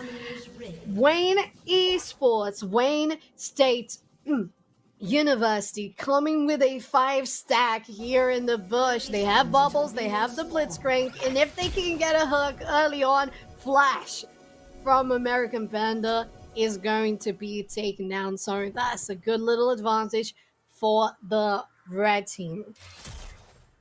Yeah, it's basically, I mean, outside of getting a kill, it's a perfect start. You put the Flash on cooldown. Probably would have liked to seen that ward go on to the actual red buff itself. Be able to give a bit more vision, see where Jack Forearms is going to go. Because I don't think they're going to get that vision. So outside of the Flash, they really didn't get a whole lot from that invade. But I don't think you can complain. Again, there is the whole game plan for both teams right on our screen. The Vegan, what does he do? Can he pop off? These are the questions that are going to be answered here in Game 3 as we get things going. We getting things going. A couple of things on the map. Red team's signaling that bottom lane, and the fact that they might have seen the two players that are hiding in the bush as they are getting the leash on the blue buff. Aaron Goff on that lovely Caitlyn Battle Academia skin. Amazing graphics. And the highlight will always be Vegan and how that plays in the top lane against one already. Damage going on to Harpo the Panda. That dealing the as close to the tower as they can be. Nice dodge from Team Elo. Jin and Wayne are looking very, very aggressive.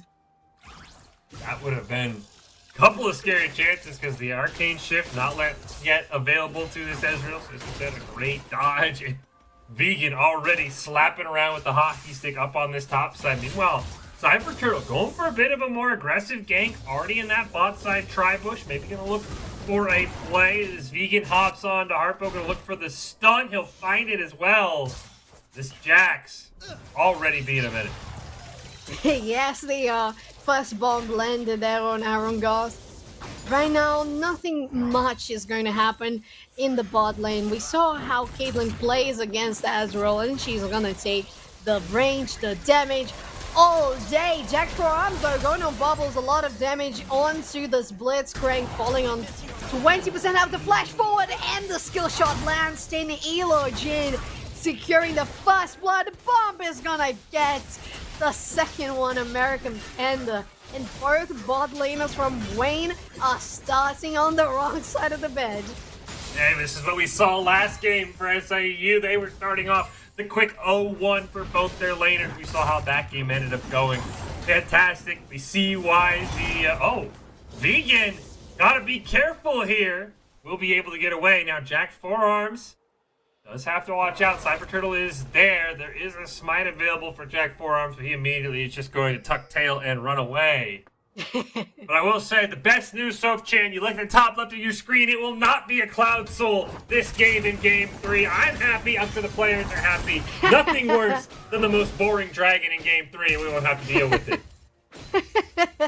And nothing boring happening here on the top lane. The Vegan still low on health, but going for those tradings. The flash was taking from Harpo the Panda, so good knowledge of the limitations from on there. They were able to dodge one of the abilities. The Vegan taking that summoner spell from the enemy top laner.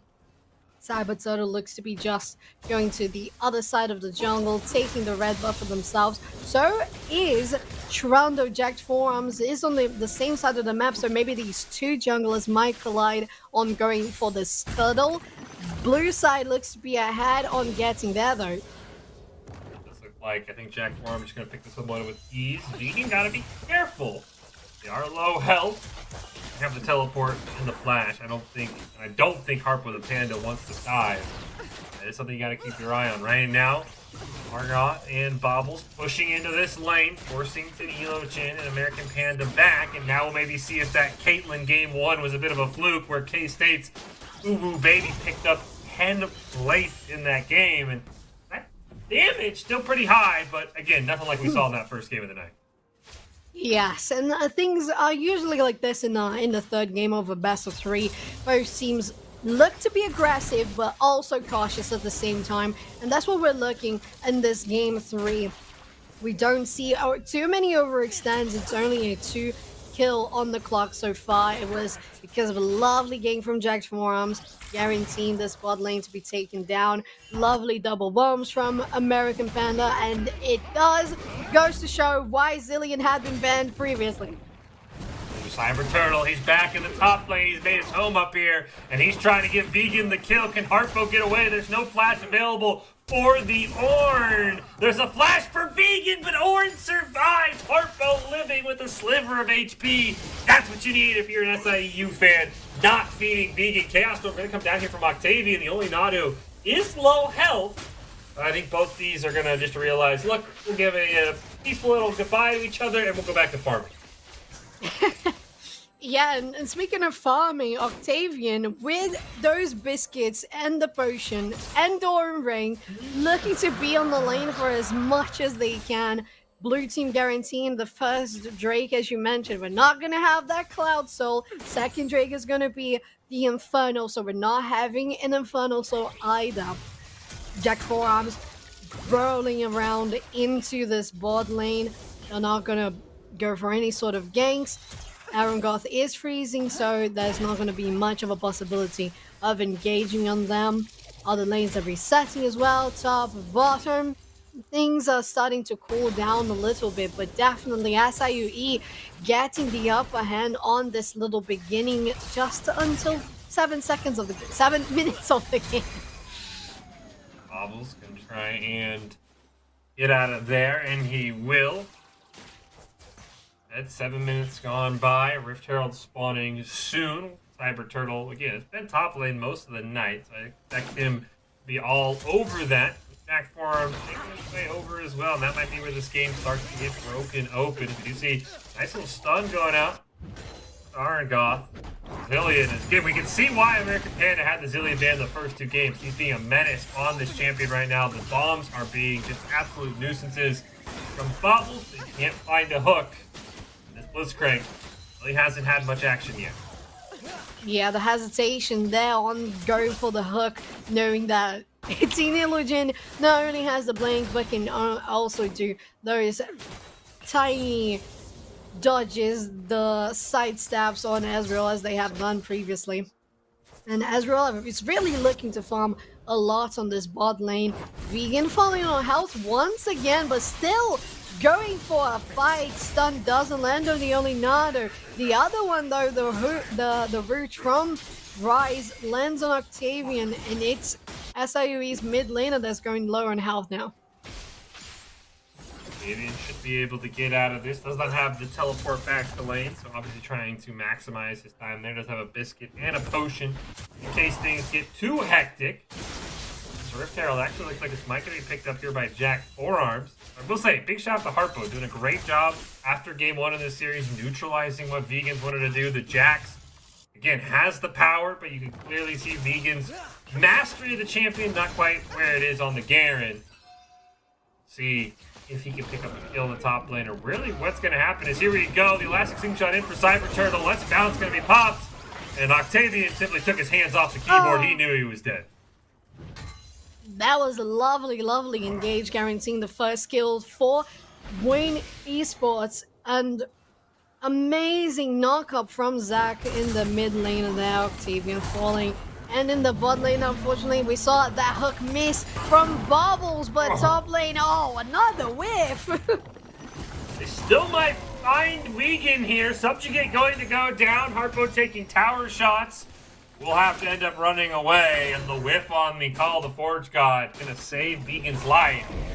But I believe Rift Herald's gonna be dropped. Vegan still has to be careful. This could easily be a dive and a kill if they execute it properly. Oh, here comes Cyber the Herald popped in early. The Vegan gets the sign onto the jacked forearms. Trundle, they managed to protect their top tier 1 and take down the Herald as well. I think it was a little early to pop that Herald, don't you think, Fish?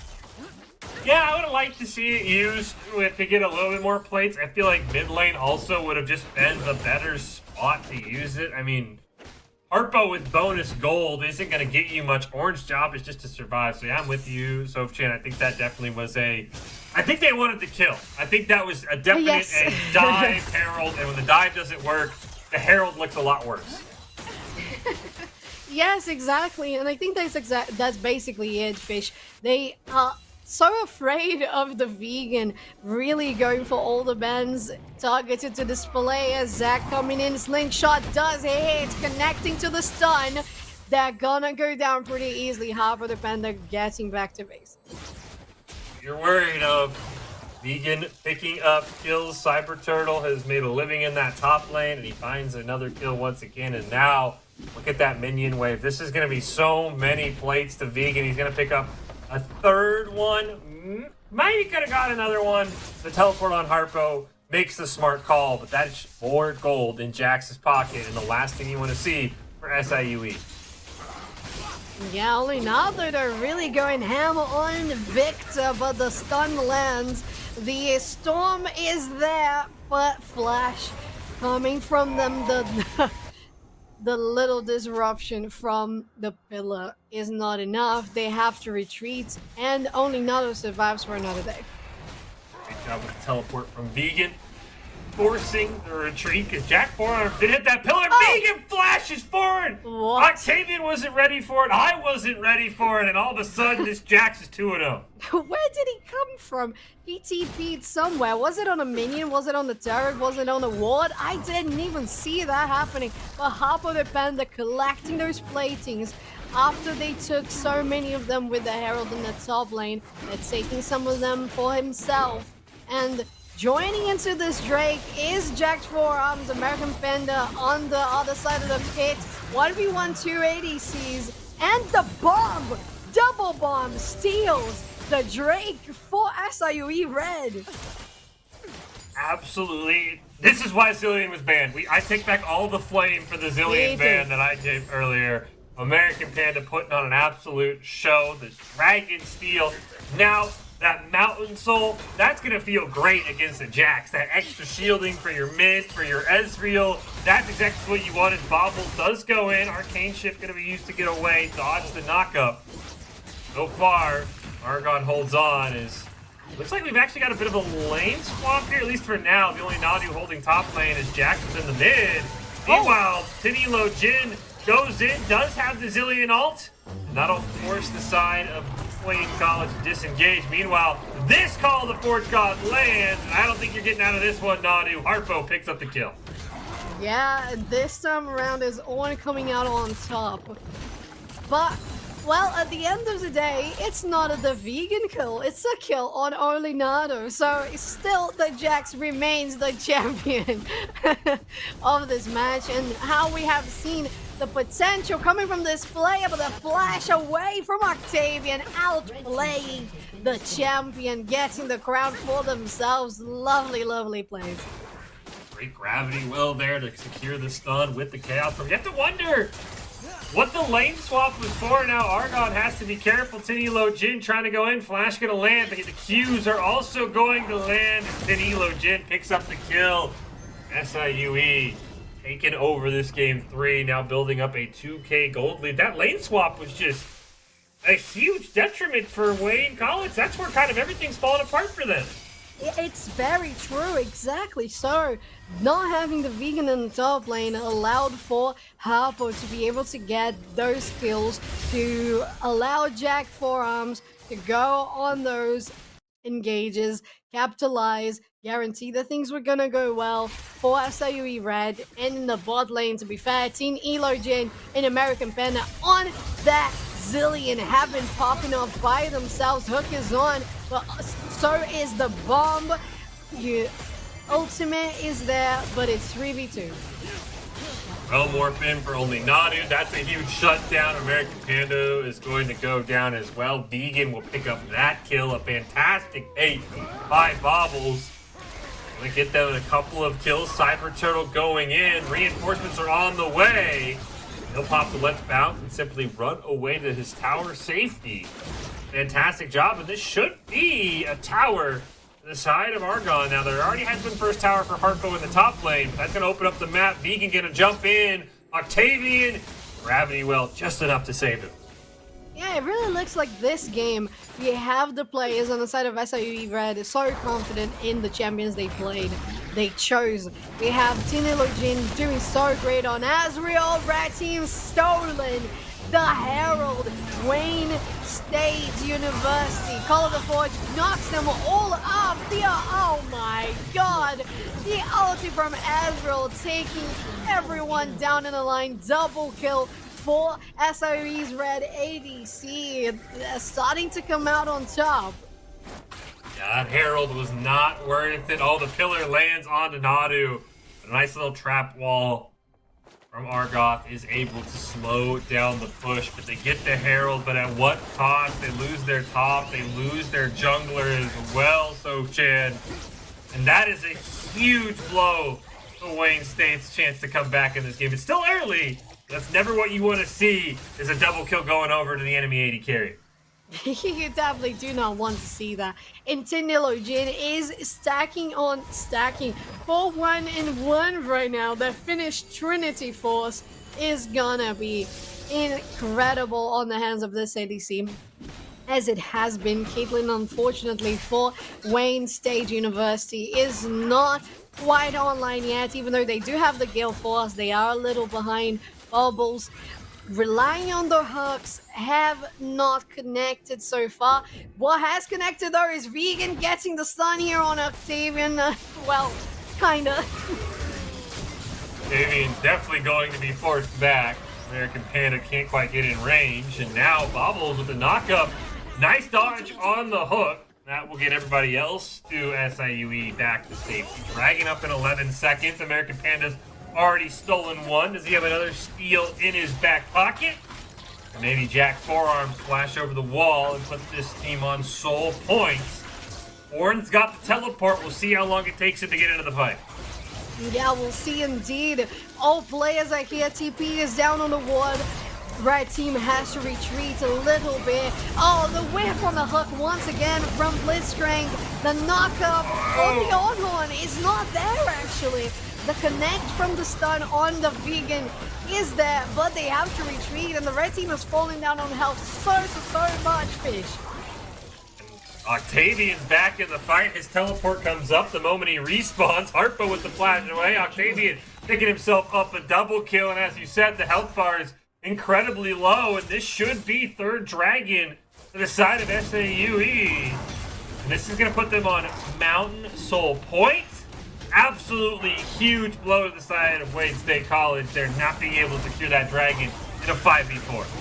It must feel so bad for Wayne State University right now to have finally allowed the Zillion to go through on the most important game, the Game 3 in this series, to try and get that place in the semifinals. And the Zillion is showing so much to us. It's a 1-6 Zillion. The ADC is on top of that game.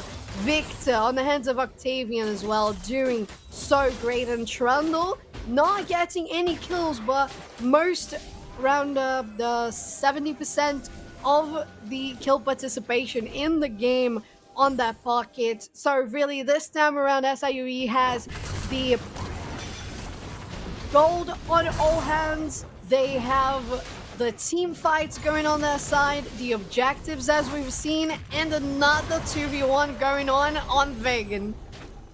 Vegan gonna pop, counter-strike, try and stay alive, gonna jump to a minion. Can this call the Forge God land? Yes, it can. This looks like it's gonna be a dead Jax. No fancy feat today. Harpo picks up another one. Without Garen, Vegan has looked not the same. That's a big reason why Wayne State right now struggling here in Game 3. Yes, they are. I mean, a little too advanced here. Octavian might be the one to get caught out of guard, but Bubbles hits the hook, of course, from that distance. There's no escape from that one unless you flash. Well, would you look at that? They didn't have enough damage to finish off Octavian. A fantastic job putting the Chaos Storm down, get the silence, put down the gravity well to get the stun. Somehow Octavian survives. Harpo really stopped in his top lane shove. And you look at Wade State, Sofchan, I mean, we knew the game plan was going to be around Vegan. But I don't think we anticipated, completely shut off, forced to flash away, knockup still going to land. Gale forced to safety. That's not going to be enough. Oh, the trap is actually what saves the True Shot Barrage. Here comes the Realm Warp. Only Nadu, the only one coming through. Is they're going to get a hook onto Jack Forearms. This might be a dead Trundle. Chrono Shift going to go on top. They're forced to disengage. And they don't all live this, right? They don't all survive this, right? They don't all survive this, right? Oh my god, the double bomb is enough to keep them at bay. Jack Forearms going back though with the Azrael 10 Elo Jin. So much damage on this Azrael Mirror Mana Trinity completed. And SIUE Red is going so deep on this push. The call of the god, the god of the Forge is down. They decide not to go on with this. The team members are a little low on health. Octavian though is around the corner and can land such a good storm to stop these back. The laser is there and they're gonna keep on pushing a little further. SIUE needs to get out of here. You've already won the fight. by some miracle, you need to just not give away any of the advantage you're building right now. Look at these shutdowns. You've got 150 on the Victor, 150 on the Orin, 350 on the Ezreal. You cannot afford to give these away. Grab's going to land, but Bobbles looks like they just bit off more than they could chew as Jack Forearm's going to pick up the kill there. American Panda has to be careful, very low on health. Heal forced out by Argon. Oh Jack Forearm's going to jump on top. One more auto attack's going to do it. Meanwhile, Chaos Storm does go down. They finally pick up a kill. It's Vegan with the shutdown. Can he stay alive? Harpo trying to chase. Meanwhile, Cyber Turtle can't quite find American Panda.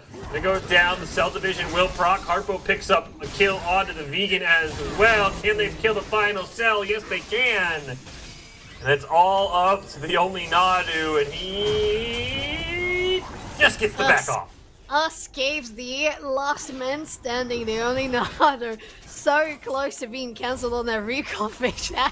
I was just as anxious as you were on that one, because if it had been an ace, that would have been incredible. At this point, coming into a 5k gold lead for SIUE Red. Unfortunately for Wayne State College, they are starting to be left behind, but there's still much to be played. You have Caitlyn that can come even more online. Right now, she only has the one item, the one mythic completed. Rise can also do so much. Vegan as well. If that, all of that connects into good team fights, especially trying to deny this solo point here, that might be the play. You said it is sole point. Got to teleport the only Nadu behind the team. This Rise brought Caitlyn with him. This could be a chance. True Shot Barrage going to miss. Jack Forearm able to get the smite to take down the Blitzcrank. It's now a 5v4. Vegan trying to run away. Subjugate has been used. Elastic Slingshot to get the CC. But again, only Nadu and Argonaut are on the wrong side of the 10 elo Jin. He wants revenge for game 2. He gets the kill. And this should be sole point for SIUE. Oh my god, at that distance, a 1v1 Ezreal and Caitlyn. Ezreal is gonna melt her down every time. That's also going to be the soul for the blue team. SIUE Red guaranteeing that now they have more defense. They have the shielding from the buff. And rotating for the Baron, it seems Vegan trying to get some upper hand on an engage on Harpo the Panda, but they are low on health. And the way that SIUE Red can try to take this down, I thought they were going to have more damage. There still might be some time for Wayne College to come around on this one. Gonna hook on a 10 elo Jin, but yeah, it didn't even look like Wayne State had any interest in engaging. You saw Cyber Turtle using the Elastic Slingshot just to jump over to some minions without that Cell Division passive. Didn't want to risk it. I don't know what that's going for. Oh, the minions. I think he missed the minion. Wait, did he? Let me have a look. I think he went off to the left just a little bit. Just a little crooked. The angle was a little off. The geometry failing the class. And 2 members already going for Harpo the Panda. Once again here, Vegan trying to get that sort of advantage they had in the early game, but right now Harpo the Panda can tank anything they throw at him. The damage coming from Jack's forearms in the stern alongside Octavian is gonna take that down as they push for the inner tier 3 in the mid lane. Hook goes wide and it's looking like SIUE written all over it. Vegan not having the same luck they had earlier in this series. Harpo figuring things out. Here we go, we got a 4v4 in the mid lane. Slingshot being charged, Zach's gonna go in. Try and run away, a great bomb stun will land. Hook on to American Panda. He will get silenced before the Zillion ult's able to get off, but that might be the only kill they get. One goes down, Cyber Turtle and Nadu gonna fall as well. Meanwhile, Vegan is just simply still chasing Harpo the Panda. And this is gonna be a free inhibitor in the mid lane for SIUE. And suddenly, 26 minutes into the game, the top laners thought that it was still lane phase, that they were still lone wolves in the top path. Vegan trying to go in on this one. They know they can't do much. They try to get Jack Forearms close to doing so, but it's an ace for SIUE Red, and a Game 3 win, guaranteeing them the spot in the semifinals, Emergence Midwest Conference. Wow, who had that as the Game 3 after the blowout by Wayne State College? I did not expect SIUE to rally, but they did. They played the draft perfectly. They took away the Garen, and Vegan just simply could not match the same level of play as they could on their clearly favorite champion. Shout out SIUE. It wasn't pretty, but they got the job done. And as you said, Sukchan, they're going to advance to the semifinals here in our Emergent Midwest. Yes, they are. And I think most of it was because exactly what you said. The draft was great. The zillion pick that they finally got at the end. Oh, it feels so good. It had been meant a lot throughout the series. And to have their support finally on their desired champion feels amazing for them. Guaranteeing a semi-final spot, after all, is exactly what they were going for. So thank you so much for everyone watching. Congratulations to SIUE Red and Fish. I am amazed at how great all of these teams have played on challenges and on emergence. Yeah, this was a fantastic night. Both of the top seeds coming in. While they did advance, it was not in the way we expected. As you said, congratulations to SIUE Red, as well as Kansas State University Varsity, who advanced in our first game of the night. That'll do it here for us for the playoffs. We will take a week off next week for the holidays. We will be back November 30th with our semifinals. You are not going to want to miss it. And if you're still craving some more League of Legends action, I believe we've got a Game 3 going on the NECC main channel. You want to hop over there and get your last fix. But we will see you guys November 30th for the semifinals of the NECC League of Legends. Have a good one, and we'll see you in a couple of weeks.